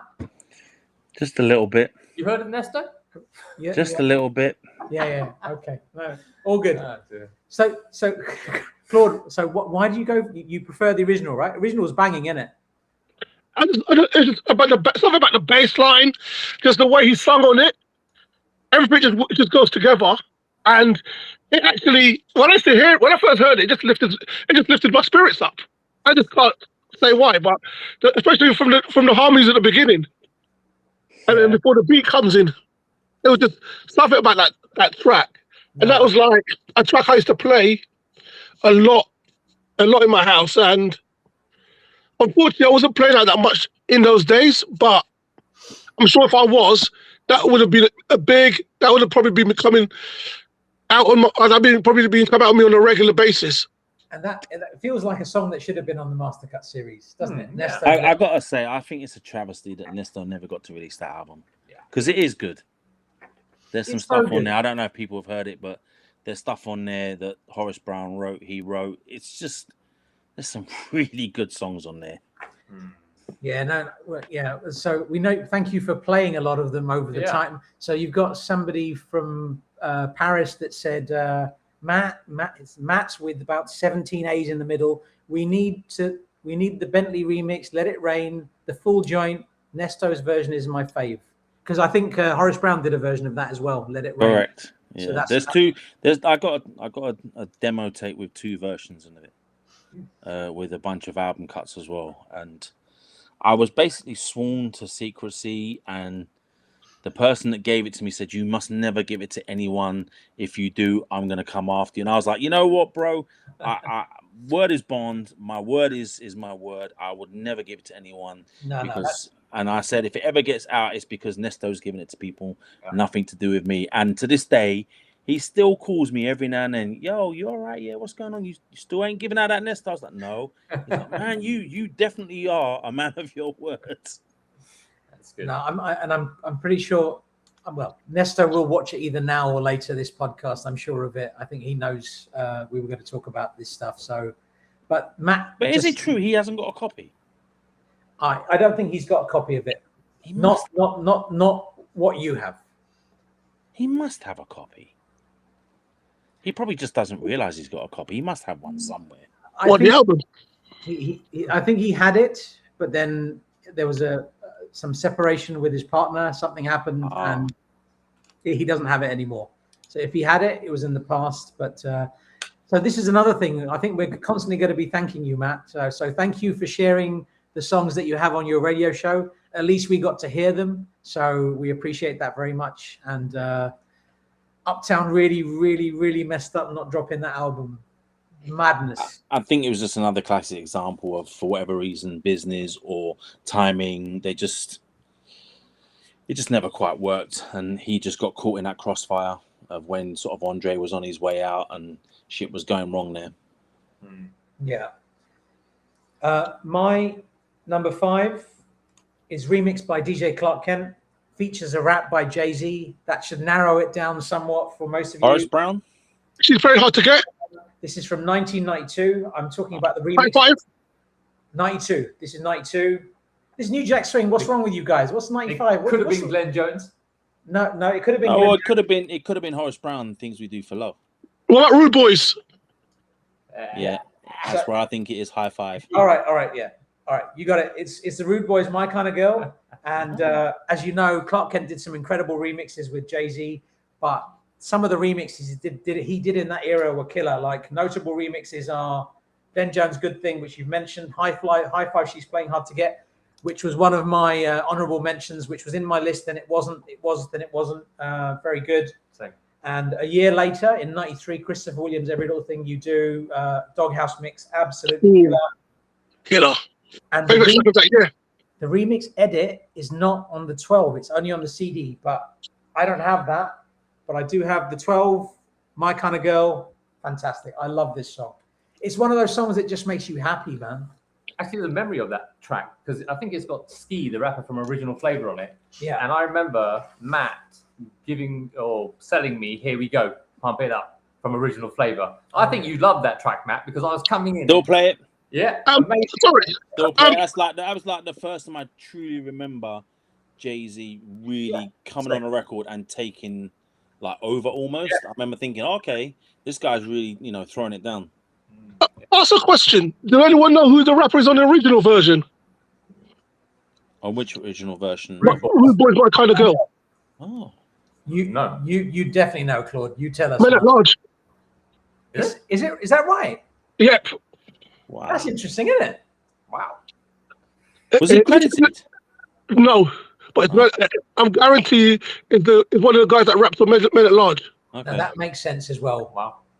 And Men at Large, another that whole Travell production in that 92, 93 era, absolutely insane. Gerald Levert, man, and Mark Gordon, the production that they did together. That one was Gerald Levert and Edward Nichols, but I don't think their production is given enough praise either, because the original version of Rude Boy's My Kind of Girl is also a killer. It's It is. You want to be it's more New Jack than the remix. The remix is more hip hop soul in my eyes. Mm-hmm. Yeah. Listen to the remix edit though. I've heard it. All right. It's slightly shorter than the ones on the 12. Yeah, that's it. Right. My go? Yeah, number Number five. five. Matt mentioned them earlier. One of my also favorite producers, Three Boys from Newark. We're going to 1993. Many of you will probably be able to guess who it is if I tell you that it was produced by the group themselves, but remixed by the Three Boys from Newark from their album Mint Condition. Yeah. Oh, they had to be included, right? Yeah, this is obviously Nobody Does It Better. I know the album version, a lot of people love it, but I love the Three Boys 12-inch edit. Had to get an inclusion tonight. Very nice. That's a second on that one. When I'm listening to it, the original is the one because the way it's the live percussions go. But when you're actually looking to play it out, it has to be the Three Boys from Newark because it's got more of a club kind of feel to it. Yeah. That's Well, why because the reason why it's also easy to play is because Three Boys would have used, drum programming and stuff like that, whereas Mint would have been playing it live. So anything you hear from Mint is going to be like live instrumentation. When you're playing it in the mix, trying to mix live instrumentation with something that's programmed, none impossible. Yeah. Because there's a swing that you just can't, unless you're riding the sort of the fader real quickly, you're gonna mess it up. But I mean, like I said, the original for me has that New Jack flavor, whereas the remix has definitely got more of an R&B flavor to it. But obviously, in '93, the music industry was coming out from New Jack Swing into R&B. So I get why they did that. Yeah, Three Boys from Newark, Ben Garrison, the whole, They done quite a lot of good stuff. Yeah. One of my memorable stuff of them is also Ebony Vibe Everlasting, Good Life. When they sampled a track called Quest Electric. That is another. That's for me. That was just amazing when they done that. Yeah, nice. Well, you will hear more from Three Boys before I get to my number one. We believe you. And Matt, I don't know if you can read the comments, but there's a couple of comments. Somebody said, Kev the chef said, "Thanks a lot, Matt." And then there's another person, Richard Ashcroft, who's also a regular. He said, "Matt's radio show was a must listen every Sunday, especially the future section." Appreciate. Yeah. And I've just remembered another thing I've got to thank you about, seeing as we're thanking you. Do you remember when in '99 on Wild Wild West, there was the best? I was driving my Nissan Micra at the time, and you played it on the radio, man. I lost my shit, man. I had to pull over, man. I'm like, what is this, man? What is this? I couldn't believe I was listening to a new Guy song. So thanks for that as well, man. All good. Stevie, I think. Stevie, yes, next. Number 5.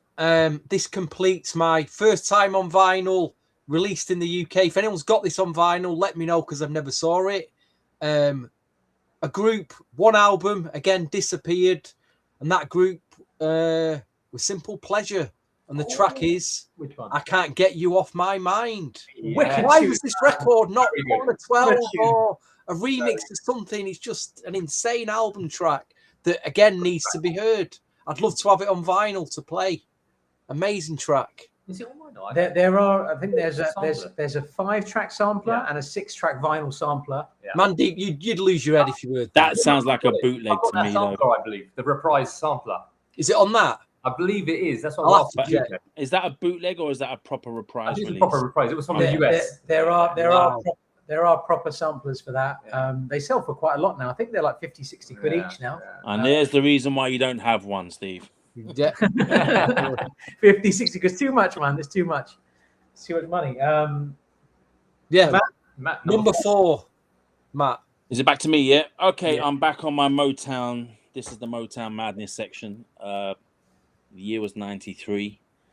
The artist was a young man by the name of Colin England, who I think a few of you know. Yeah. But this particular version, whether it's New Jack Swing or hip hop soul, I don't really care. I just love the song. I love the version. It's the G-Man Madness remix of You Took Away My Love From Me. Big tune. Wow. That samples Isaac Hayes. Yes, Love that version. Love it. it's a nice mix. I got that as well. I love that mix. Yeah. That's actually the video mix. Yeah, I think That's it the official was. video mix. That's a fantastic track. That's All I know is you need 2 copies. I'm happy. I'm happy with the one. Have you got 2 copies of every track in your top 12? No, But not all. I've got 2, 3s, and 4s. The Colin England song that Matt refers to, I've actually got the original, the 12-inch promo plus the CD single promo. So I'm happy with that. nice Nice. choice. I And like I think I barely ever played that mix. I've got them somewhere. Oh my God, What it's the so sound like. good. dude, Brilliant. I need to dig Dude. them out. It when uses you a end this James Brown podcast- sample. when this podcast ends, Yeah, I'll dig it out. first thing you need to do is listen to the mix that Matt's just mentioned. Absolute killer, man. Absolute. And I killer. don't think it was commercially released. No, I think it was promo only, man. Yeah. It's our promo only. Yeah. And Claude's gone. Just Claude? before that, there's somebody said something else. Perfect gentleman. Don't worry about a thing. Uh-huh. First heard that played by Matt. Yeah. That was a brilliant song. That Eddie F production killer. That's my song, man. Yeah, but I'm not so keen on like young people singing. I don't know if that's Really? I think that's an ism. I think that's an ism of some description. That is. I East don't know, Coast man. Family, ABC. No, there are some exceptions, Yeah. but like Yeah, but you Subway. like the boys. You like the boys' second album, don't you? Or the third album, is they're, it? they're Immature. killer. The boys are killer. Everything they've ever done is killer. Hakeem, different planet. Yeah. Yeah. All right. Yeah. Go on. Sorry, I was going to say. My number four. I like Matt said, we're sticking to the Motown theme, but we're actually going the year before, and it was an artist we were kind of just talking about, which didn't make an NJF 1 to 4, but it did make a few people's list now. But it's actually Boyz II Men, Simpin, the remix version, and that intro Oh, with the Godfather, that just does it for me. I mean, the original with the 007 is good, but the one with the Godfather has that slight edge. So and obviously you have Michael Bivins rapping on it. So my number 4 is Boyz II Men, Simpin, the remix version featuring Michael Bivins. very nice. And my number 4, it's a little bit like the Nesto album that was never released. It's criminal that this record that I'm going to show in a minute, it was never released. Doesn't make any sense. It's criminal. I just don't understand it. Produced by Carl West, co-produced by Dominic Trenier and the rest of the band. Written by Dominic Trenier, Carl West, Tabitha Brace, and Terry Robinson. I'm talking about the LP version, the Carl West Masterclass. That is Key West's Hello, I Love You. Absolute killer tune. why it didn't get released. I mean, I did. No, me and Andrew, we interviewed Andre Harrell in 2007, and we asked him about the Key West album, and he said that by the time the album was going to come out, the band had already moved on. And then I found out later that Dominic Trenier was an interesting guy. He ended up managing D'Angelo, I think. He was the person that put D'Angelo out. Without him, D'Angelo might not have come out. So Dominic Trenier... He passed away like a couple of years ago. Recently. He was an industry heavyweight. He wasn't just D'Angelo. He was massive. Involved with Erica and I think Chico DeBarge revival as well. Yes, he was that guy. And this album was recorded, and by the time they wanted to release it, it was 18 months later, and he'd already moved on in his head. Wow. He wasn't interested in releasing the project. Wow. So I understand that was the reason. So that Andre Harrell's reason to us was the band just couldn't get it together. That's how he put it. But what it was, Dominic had moved on. So my number 4, Key West, Hello, I Love You. Everybody that doesn't have it, or if you have it, great. If you haven't got it, find that record. You have to. That's your mission. BJ's just driven up the price on Discogs. Yeah. It's not. that's very difficult. You won't find it on Discogs. That's the thing. Nobody's got it. Yeah. Oh, okay. You must have it. You must have it, Matt. But other than you. But I you know, I'll be honest with you. I have a lockup with about 50,000 records in it that I couldn't tell you where anything is. It's just all in boxes. Yeah. There's some of it that's got labeled A to B, B to C, C to D, 12-inch albums, R&B, rap. There's too much. And one day, as Johnny Roast knows, he's sitting there waiting in vain. One day, I'm just gonna open up the shop and go to him. Help yourself, my fella. Tell me what you want for it. Yeah, I'm gonna help Johnny Roast carry the records. I'm with him. I'm there. You might need a few because when I last moved home, I had a team of 6 guys who were professional house movers. And after they finished with me for the day, they said they will never move a DJ again. Well, that's a lot of records. Really? That's not a day's work. That's 50,000. That's a lot. Serious amount of weight. That's a lot of stuff on there, man. All right. Okay. Number 4, right? Yes, number 4. In the interest of time, it's already been mentioned before. The remix by John L.A.J. Barnes. I mentioned it being played by Matt White already at a club. Tisha Campbell, Love Me Down, the promo. You can't beat this track. Well, you can because I've got 3 more above it. But it's one of the best. It's a killer. There you go. That's a lovely inclusion. I wasn't expecting. You both have put it quite highly. That's an interesting one. I love that mix. That's fascinating. I'll be honest with you. None of mine's ranked in order of preference, by the way. No, that's okay. I just put them together as a list, and these are what I put on the album, and I'll figure it out from there. All good. Stevie, what's your number 4, sir? I'll just say a big thanks to Benson's first for the super chat. Thank you very much, sir. Appreciate that. He sent us all a drink there, a coffee. What does that mean? Thank you. That's nice. Number 4 is, oh gosh, that will make my commercial. No, it won't. It'll make my classics. No, it won't. It'll make my club bangers. What you on, bro? What side? Are you on side A, B, side C, B, D? club bangers. Jade. Not Jade. No. Jade Child. Jade Child. I'll get there in the end. I don't want to fall in love. The nice feel good mix. Very nice. Give a Very blooper nice. away there. Give a blooper away as well there. Oh well. Very nice. Very good. But that has to be in there. So Claude, you've put it in there. It's made your list as well, Stevie. Nice. What was the mix you chose, Claude? The new Jack Swing Club. Okay. He chose a nice feel good mix. Yeah. All right. Nice. Matt, what's your number 3, sir? We've spoken about him at length, so I'm not going to dwell on it too long. 92, Uptown Records. Yeah. It's the hip-hop remix of Personality Nesto Velasquez. Lovely. It makes sense that you included him, sir. Yeah. Yes, fantastic mix. But I just love that 1, 2. Yes, I'm a checker. 1. I just cut up 2 copies of that. Oh, I'm happy all day long. Killer who remixed that? I don't actually know who remixed it. Jimmy Maines? Oh, I don't know. Jimmy, yeah. Okay. And the Hitmakers. Yeah. Okay. Yeah. Claude, what's your number 3? My number 3 is definitely my favorite New Jack rap song of all times. Let's see if you lot can guess it. Big Daddy Kane. And Ice Baby. powerful vocals after the rap. It's Menagerie. Now I realise Okay. Oh, Yeah, wicked yeah, tune, yeah, man. the Wow. original Wow. LP mix. Forgot about All that. day. Yeah, Okay. yeah. Yeah, there's remixes, but they come far behind the original. The closest remix to the original, and it's still a bit behind, is the Swings of Thing mix, which samples the Heartbeat, which De La Soul used on Buddy. But apart from that, all the rest of them are far behind. So my number 3 is Menagerie. Now I realise the LP version. Oh, Here- killer choice, Good man. inclusion. Great inclusion. Yeah. Very, very nice. My number 3, this is the LP version, but it should have been called This Didn't Need No Damn Remix. That's what it should have been called.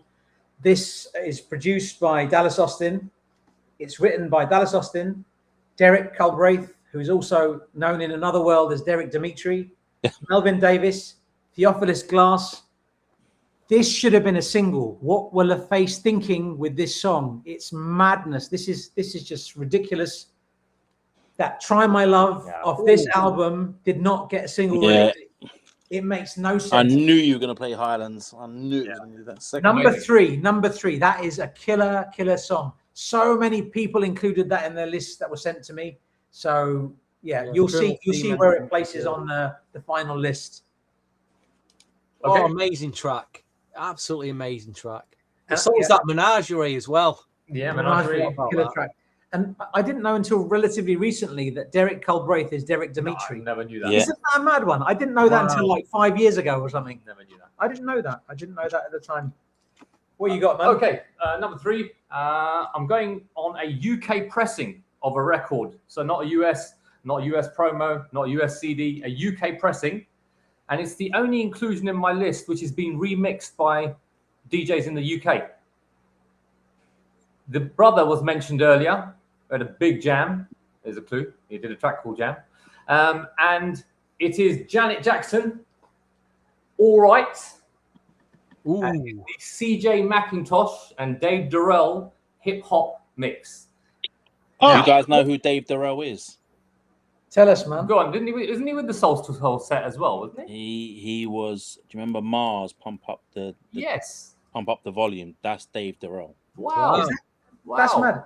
And do you know what's mad? That was the first 7-inch I ever bought Which one? with my own money. Oh, Mars Pump Up the Pump Up the Volume. What a tune, man. 87. Yeah. I was chuffed. Yeah. So yeah, that mix is just tougher than the Shep Pettibone mixes. It's got the samples of things like the ultramagnetic chorus line thrown in there and things, heavier bass line, bit more filtering. It's rough and ready. I love it. So And Dave was a resident DJ at a place called the Raw Club. I don't know if any of you guys are old enough to remember it.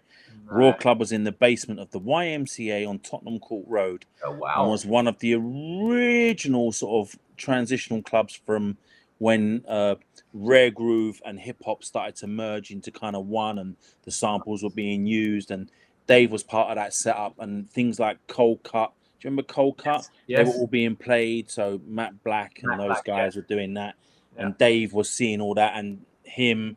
And I can't remember. I think it might have been CJ actually. They went off and they created Mars and a bunch of The other CJ things. did quite a lot of remixes. and DJ stuff. was the remix don, especially for A&M, because he had a very close relationship with a guy called Bob Masters and a guy called Simon Dunmore, who would end up going on to run A&M Records. And then he set up his own brand as well, which I'm trying to remember what it's called now, but it's a big dance brand. Yeah. But yeah, CJ was a legendary DJ and actually a very good club DJ and good guy as well. So yeah, all due respect and a lot of love for those guys. Nice. So yeah, so a UK remix of a track that appears on Mastercuts. That's different, And right? it's interesting Yeah. that Janet Jackson makes it. It's a wicked track. Ah, And Heavy D was featured on there. That's That was right. the first. Can I cut you on that one? There is an actual UK mix of a song on volume 2, but it was really done wrong. Basic Black, whatever it takes. They say it's the original 12-inch mix, but it's actually the European mix that they actually used. Oh, Thanks, Claude. I didn't know thank that. you. Interesting. But you know, yeah, House mix. I remember now.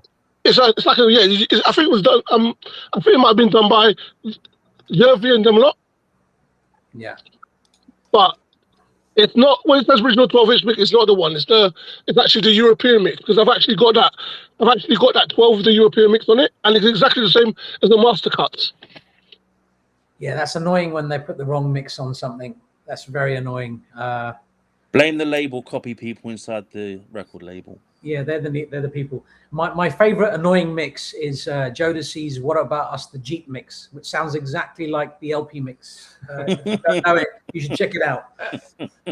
Who's next? Stevie, what's your number? When anybody watching, please do me a huge favor, because it helps this podcast go up the algorithm on YouTube. Please smash the like button. It's free, just totally free. Just please smash it. Honestly, I really appreciate you. If you just joined us, we're running down our top 12 new Jack Swing records that would have made New Jack Swing Mastercuts Volume 5. My number 3 would have gone on Club Commercial Bangers. I don't know if any of you have ever queued up on Record Store Day for a particular record.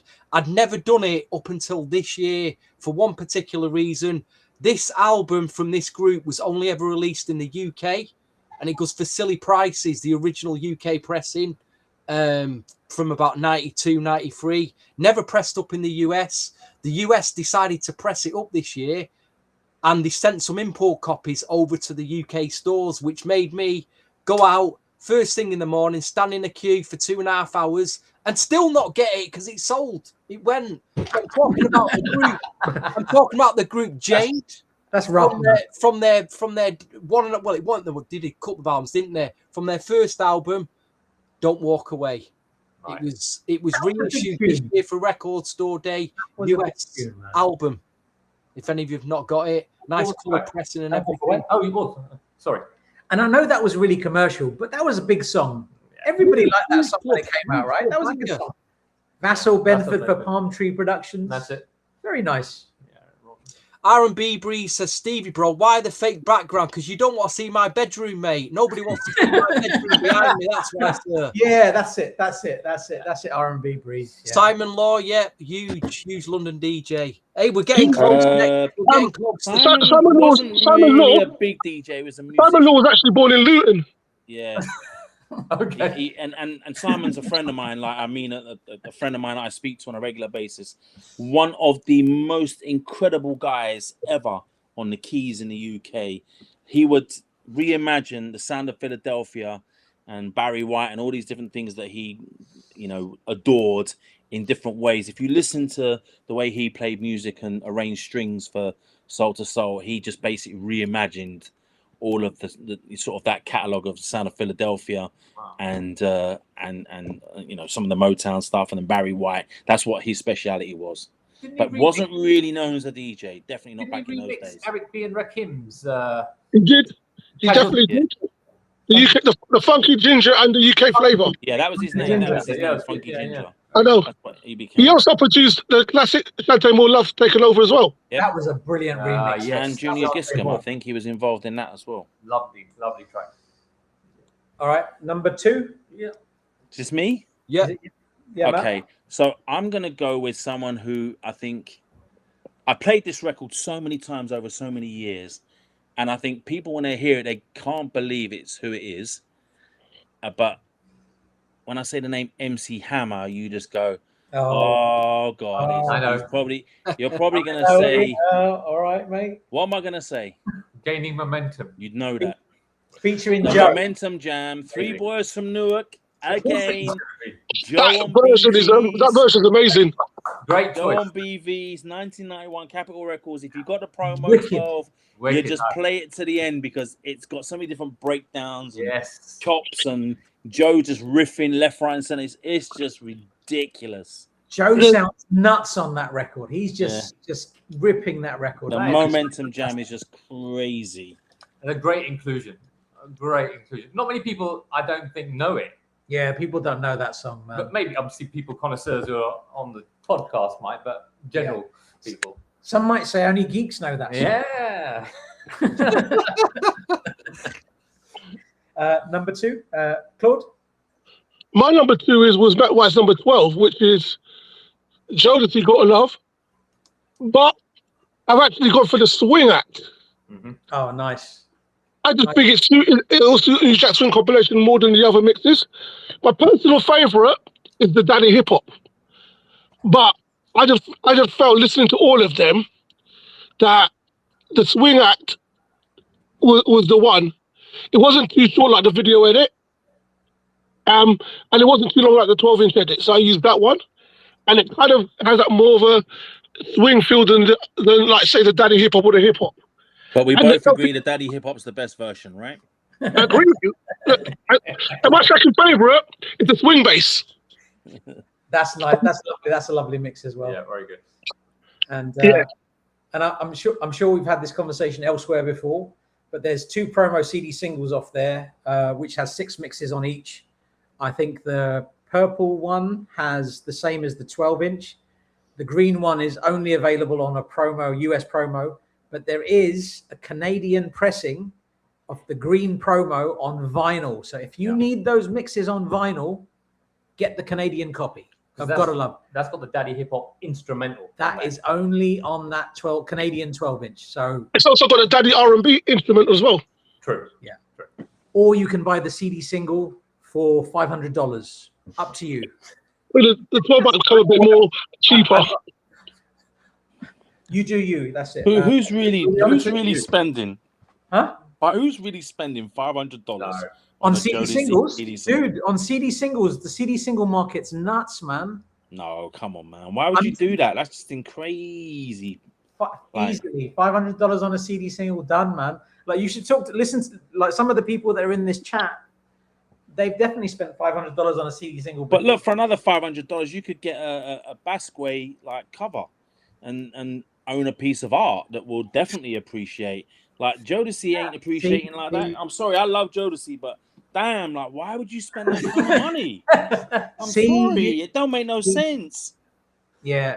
To be fair, those CD, them prices have gone up. They've not gone down. They've gone up over the years. Think what's in that lockup, Matt, on that basis? I might have to. Yeah, and yeah, all good. Number 2, this is a song by not arguably, they are the biggest proponents of Swingbeat, NJS. They absolutely are. We were introduced to somebody called Donna, and all of us wanted to know who Donna was when she was referenced in this song. Written by Aaron Hall, produced, written, and arranged by Gene Griffin and Teddy Riley. I'm going for the Teddy's rap version of this. The video mix is the one, but that's not available on anything. As far as I know, Teddy's rap is the closest. I'm talking about Spend the Night. Ooh. Spend the Night should have been, it's such a brilliant song. I mean, yeah. I agree. I agree with you 100%, VJ. My thoughts and your thoughts are exactly the same on that one. Yeah, so Teddy's rap, that's my choice. Number 2, Guy, Spend the Night. You can't have a new Jack Swing Mastercuts without Guy. There you go. They're at my number 2. Gosh, obviously, you can't. Not one of them. Every single you got has got a Guy song on it. Even some of them too. Yeah, but I had to skip the other one I wanted to put on, and the other one I wanted to put on was this one. It was Teddy's Jam 2. Yeah. That's the one that I was going to put on, but then I thought Spend the Night. Spend the Night, that old style, that production that they had on that first album and the remixes, absolutely killer. Between those 3 boys, Timmy Regisford and everybody else involved in all of that, absolutely nuts. Guys, Spend the Night, that's my number 2. So the video mix, you haven't got that anywhere. Nah. Matt's got the promo 12 though. I mean, I've got the promo 12 to that as well. It's only It's only a 1 track. Only 2 copies were pressed. Teddy has one and Matt has one. That's it. Don't try it. No, I'm taking the piss. I'm taking the piss. So, all right. My number 2, it was mentioned in passing earlier, but not one of the tracks that's been selected. 1989, Atlantic Records. We spoke about the Murdia. We spoke about Gerald Levert and Mark Gordon as producers. Remixed by the man TR, as we just mentioned. And it is the group Troop with That's My Attitude. And that is I've gone for the remix edit, which is 4 minutes long on that one, instead of the 6 minutes 47 hip hop remix. He's getting shorter as time goes on. I know, but what can I do? I've only got so much vinyl left. Mandip, you've matured so much during the duration of this podcast. Had to include that. I know it's a bit cheesy, and I know it samples Bobby Brown's "Don't Be Cruel" and things like that, and I know Stevie mentioned that. But to me, it's just a bit hypnotic. It's one of those feel good tracks, and has all the New Jack Swing elements that I would want in a song, in the remix. Yeah, the great 12 that. VJ, I did have that guy Teddy's rap in my initial draft. But, nice. But considering the week we've had, and we won't go into it, I omitted it. Okay. I omitted What do you put at number 2? It's been mentioned this. I think Mandeep had it in his chart a bit earlier on. New Edition made my number 2. Crucial, the 12-inch dance mix on the 12-inch side of the compilation. Phenomenal mix for me. Absolutely. Was it Jelly Bean on the mix as well? Yes. Joy had something to do with it. Because a crazy mix. I mean, it's a record you've seen it everywhere at the time, but I think that mix should have been on a compilation. And if you've not listened to it for years, go back and revisit it, because that 8-minute mix has elements to it that just are phenomenal. Yes. Now, and I think the other thing with that New Edition mix is Jam and Lewis was so influenced by Teddy Riley, what Teddy was doing at the time. They asked Jelly Bean to create something that sounds like NJS, New Jack Swing. Right, before we all reveal our number ones, what I want you to do is read from 12 down to 2 first, so you can recap all the tracks that you mentioned, and then drop your number 1 on us. So, Matt, what is your 12 to 2? Okay, but remember, mine's not in any kind of particular order. It's just thrown out. Jodeci, Gotta Love Daddy's Hip Hop Remix. Special Generation, Lift Your Head and Smile. Tisha Campbell, Love Me Down, the LAJ Barnes Remix. Classic Example, It's Alright. One called Don't Stop, Don't Quit. 1, 2, 3, Love Me Right. SWV, Right Here, Funky Man Scratch Remix. Boys to Men, Thank You, Untouchables Remix. Colin England, You Took Away My Love. G-Man Madness Remix. Nestor Velasquez, Personality Hip Hop Remix Part 2. MC Hammer, Game of Momentum, The Momentum Jam. My number 1 choice. I'm back on my Motown nonsense again. 94. J Dibs did the remix. The artist was pretty much unknown at the time. The song got next to no airplay, but I like this record. And I heard via the grapevine, it's an absolute nightmare to find and very expensive. So I'm going to look after my 2 copies. Brick City, Say You Like It. Oh, Yes, very good. nice, fantastic choice. Great 12. Great single, isn't it? Yeah, I got a Japanese pressing. I couldn't get the US pressing. Which mix did you go for? J Dibs. Oh, okay. Nice. Sounds like a Teddy Riley knockoff, but hey. I think it was New Jack Swing Productions, so I think it was Mucho and those guys. There you go. It's yeah. Claude, what you got, man? What's do your 12 till 2 first before you reveal your number 1. At number 12 was Bobby Brown featuring Styles, Get Away, the Teddy's Tribal Club version. Number 11, Rectal Effect featuring Big Bob, Ready or Not, the original LP mix. At number 10, LL Cool J featuring Tammy Lucas, Stand By Your Man, the New Jack Street mix. Number 9, On Vogue, Lies, the New Jack remix. Number 8, Def Red, You Called and Told Me, the original radio mix. Number 7, Michael Jackson, Remember the Times, the 12-inch main mix. Number 6, James Charles, I Don't Want to Fall in Love, the New Jack Club. Number 4, Mr. Velasquez, Personality, the original radio mix. Number 5. Number 5, Personality, the original radio mix. Number 4, Boys to Men Simpin', the remix version featuring Michael Bivins. Number 3, Menagerie, Now I Realize, the original LP mix. Number 2, Jodeci, Gotta Love the Swing Act. My number 1, surprisingly, on none of the compilations, there was nothing on the album. nothing on the album at all. And if you think about it, as a New Jack fan, you'd be a bit surprised. My number one was Guy, Groove Me, the original extended version. So that's a 6-minute 11 version of the song. Because Guy had 3 promos of Groove Me, and all you had an extended version of radio edit. So you couldn't tell unless you heard it or you knew the direction at the time. Because you had one extended version was 611. That's the one I chose. You had another one with an extended version of 659. And then you had another remix, which was 7 minutes 45 seconds, which is probably my personal favorite.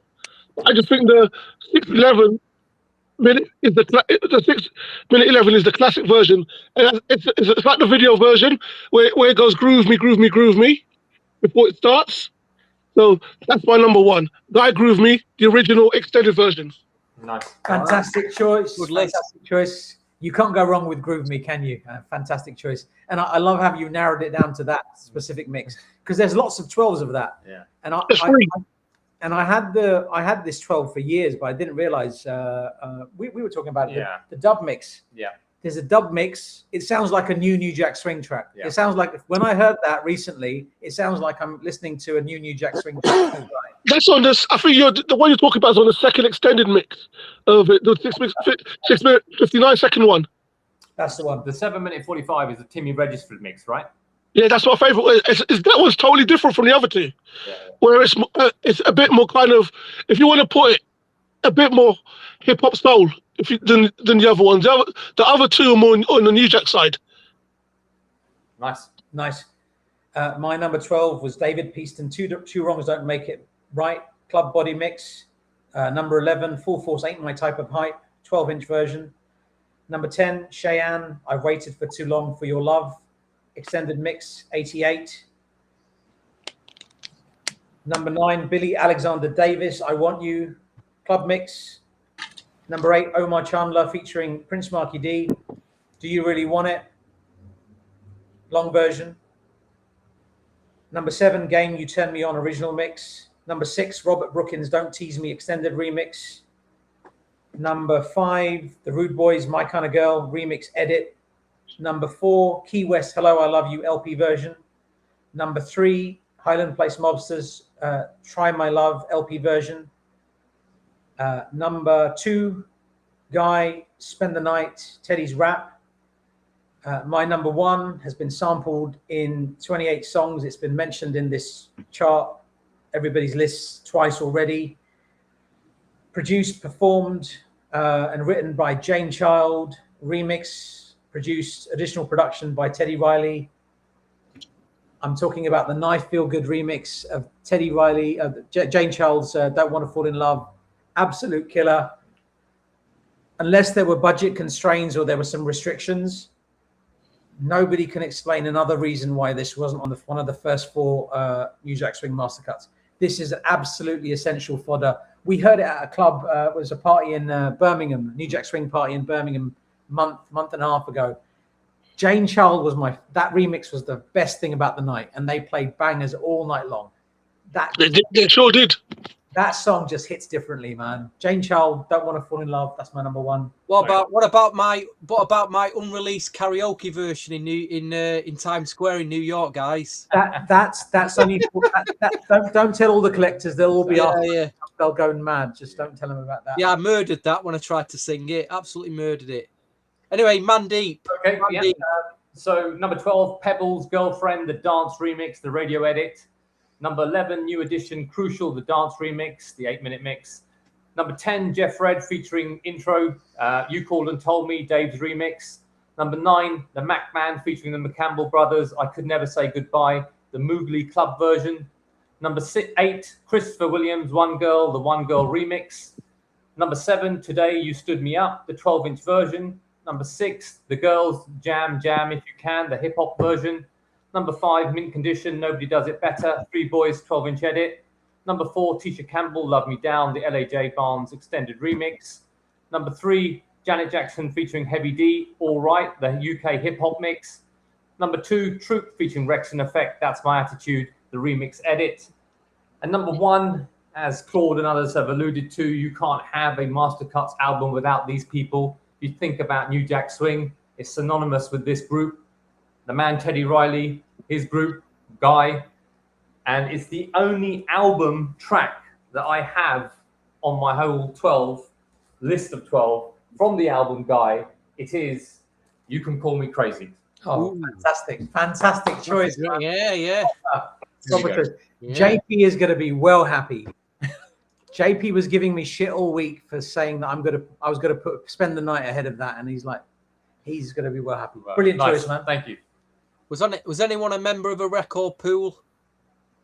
That Funkmaster Flex and Tim Westwood started back in the day. I don't know that record pool. It was called Big Dogs, wasn't it? Don't know. Anyway, my number 12 was 511 Smile.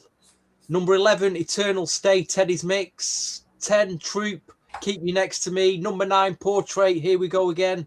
Number 8, Pebbles, Giving You the Benefit of the Doubt.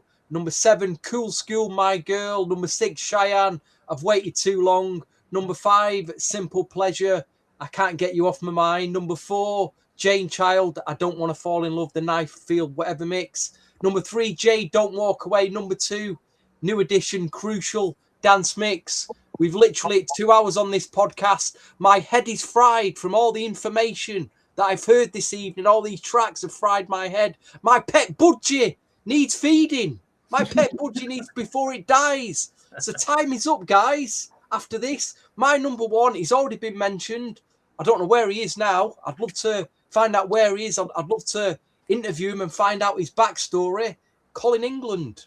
But I've gone for I Got What You Need, the extended For Your Pleasure mix. Very nice. Absolutely. Very nice. LA Bonds. Absolutely. Another LA Bonds production. Colin England, man. Well, people talk about Bobby Brown all the time. What about Colin England? You're right. Forgotten Motown gem legend. Yes. Very good choice. And just to wrap up, we've got lots of lists that were submitted. There were well over 150 tracks, close to 200 actually. I'm not going to read them all out. I ain't got time for that. Sorry, my apologies. But I will read out from 30 down just so that you have an idea of what these tracks were. The last 12 tracks would make the overall Mastercuts Volume 5. So that's based on a weighted average system. That will be the one. So actually, I'm going to go down from 36. So that makes 3 compilations if anybody's that geeky. Yeah. Right. Number 36, Big Bub, Need Your Love, Teddy Riley remix. Number 35, Babyface, Mary Mac, 3 Boys from Newark remix. Number 34, It's For You. Number 33, Rude Boys, My Kind of Girl. Number 32, 123, Love Me Right. Number 31, Mickey Blue, Give Me the Keys. Number 30, Key Sweat, Why Me Baby, Hip Hop Mix. Number 29, I'm in Love by Joe. Number 28, Too Close, Call Me Up. Number 27. Oh my God, I forgot all about that record. I did that record. Oh, That was on my off-cut list. yeah. Taboo Records. I did that Taboo, record. lovely. Number 27, High Five, She's Playing Hard to Get. Number 26, Guy, Groove Me. Number 25, Colin England, I Got What You Need. Number 24, Arts and Craft, All of It. Jodeci, Gotta Love. Number 23. Number 22, 3 from the Soul, What You're Missing. Number 21, Boys to Men, Simpin'. Number 20, Today, You Stood Me Up. Number 19, Portrait, Honey Dip. Number 18, Nesto, Personality. Number 17, Billy Davis, I Want You. Number 16, Eminem, Talk to Me. Number 15, Classic Example, Don't Make Me Wait, Untouchables remix. Number 13, number 14, Jade, Don't Walk Away. Number 13, Guy, New Jack City. So the last 12 I'm going to read to you are what would make the last 12. This is the ones that have been right at the top. So from 12 down to 1, Guy, Teddy's Jam 2. Number 11, Charlie Wilson, Sprung on Me. Number 10, The Real Seduction, Ain't Nothing Wrong. Number 9, New Edition, Crucial. Dance Remix. Number 8, Brick City, Say You Like. It made it, Matt. Yeah, just. Number 7, G-Wiz, Teddy Bear. Number 7, Jeff Red, You Called and Told Me. Number 5, Guy, You Can Call Me Crazy. Well done. Number 4, Menagerie, Now I Realize. Number 3, You Guys All Suck. None of you mentioned it. Shamari, If You Feel the Need. Oh, no. Yes. Yeah. Red card for us all. Big tune. There's a It's yellow an obvious card one, for us all man, on when you that say one. it. Number 2, Highland Place Mobsters, Try My Love. What? Number 2? At number 2, a lot of people put that in their list. Wow. I'm Wow. telling you, it should have been a single. Wow. LaFace, you messed up, man. Number 1, not a surprise, at least in my head. Jane Child, Don't Want to Fall in Love. Knife Feel Good mix. Yeah. Wow. That's your lot. Oh, the show Mari's killing me. Why didn't I pick that record? Shamari was a good one. Yeah. I sold a lot of that back in the day. A lot of that. Massive record. I bet. Still got my So many copy good to come records. on. You kind of forget bits and pieces here Yeah. and there. Yeah, you do, Even man. records I worked on, that Too Close record, that's killed me because I loved that record and It's I a wicked completely tune. forgot all Matt, about it. which version do you like, Matt, of that song? It was the remix, wasn't it? That was Grand the one. Spinner. Had like a really fat snare on it. You think about Too Close? Yeah. Yeah, the Grand Spinner mix, isn't it? Which was it called again? Grand The original Call Me extended was different, the video mix. The extended was like the video mix, and then the grand spinner was a little bit different again. I just remember, I can't remember exactly which version it was. There was one with a massive snare in it, and that was the version that I was all over. I think it might be the extended. Right. Even Call Me Up, the track they did was brilliant with the Michael Jackson samples in it. Yeah. So, yeah. Yeah, Yeah. well, Donald Cleveland's got a copy of your Jane Child, Stevie. So good luck, everybody else, finding Stevie Street's version of Jane Child. But thank you very much, everybody that's joined today. Do you guys want to say anything else, Claude? You want to say anything? I'd like to say thank you for being supportive on my debut streaming. So it's actually the first time I've done this, and You did well, man. You did well. And we got to thank you because it was your idea to do this particular podcast. It's a great idea. So thank you. Brilliant idea. And don't Mandy, worry. any thoughts? Final thoughts? But thank you again for inviting me, and also to people like Matt, Mickey D, who fed my addiction very nicely over a number of years. From Mickey was giving me records in around '88, and then I was up. Matt, what sort of time did you sort of finish with Catch a Groove and Major Flavors? Was it? I think at the time. I never went Major Flavors. Okay, so I was just Catch a Groove. What year? I think it was 94, that makes 95. That makes sense. Yeah, that makes sense. So for those 6 years or so. So thank you guys. People like yourself are the ones that have helped me understand this music. You were the people, like you said, spreading the music, telling us about the mixes. If it wasn't on the radio, it was in the record shops. So thank you.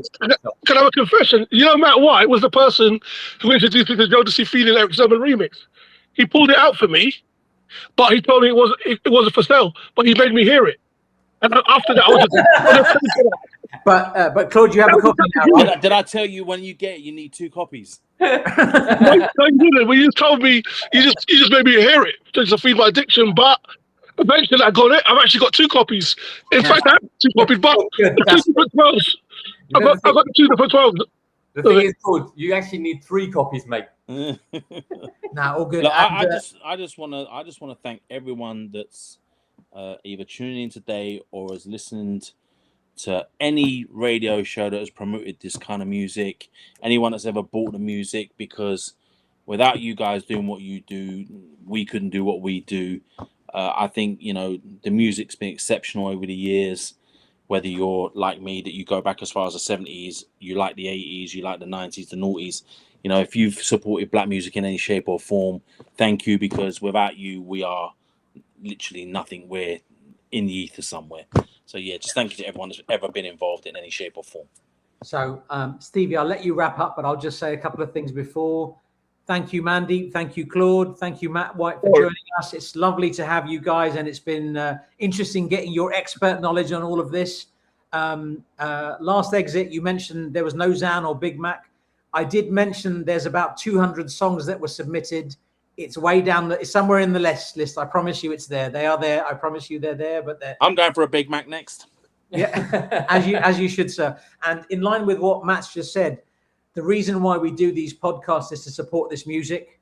We are just trying to promote music that we're passionate about because we love it, and we're fans of the artists and the music. There's no agenda. There's nothing. We just do it for the love. That is why we do these podcasts, and we have a great time doing it. And I think the people that are involved, they have a great time listening and being involved as well. Like if you saw the number of lists we got for this particular podcast, it's nuts because I'm good at spreadsheets, but when you get spreadsheets coming, like lists coming left, right, and center, it's challenging. So very, very good response for today's show. That's all I wanted to say. And thanks also to my co-host Stevie. Stevie, what do you want to? Yeah, it's what I say, guys. Thanks for your time for coming on the podcast. Honestly, really, really appreciate all the viewers. Thank you very, very much. Me and VJ will be back on Sunday evening on the Halftime Chat podcast doing a live Blackstreet album stream. Hopefully, we should be back on this channel next Thursday. I'd also like to dedicate this podcast to the Arsenal. Come on. Yes. Never mind the Gooners. I want to dedicate this podcast to Teddy Riley's lawyer counsel, Darren Hastings. Thank you for ruining my week, sir. I hope you enjoyed this podcast. It's all good. It's all good. And we have enjoyed this podcast, sir, and you've seen what we've done this evening. Thank you very much. It's all good. And the other thing, we have got a podcast next week. Michelangelo Salisbury from Portrait is joining us with DJ Soulchild on next Thursday, me and Stevie. So do check that out. And we'll see you next time. Peace. Thank you all. Thank you very much. Stay on if you want for a minute, if you can.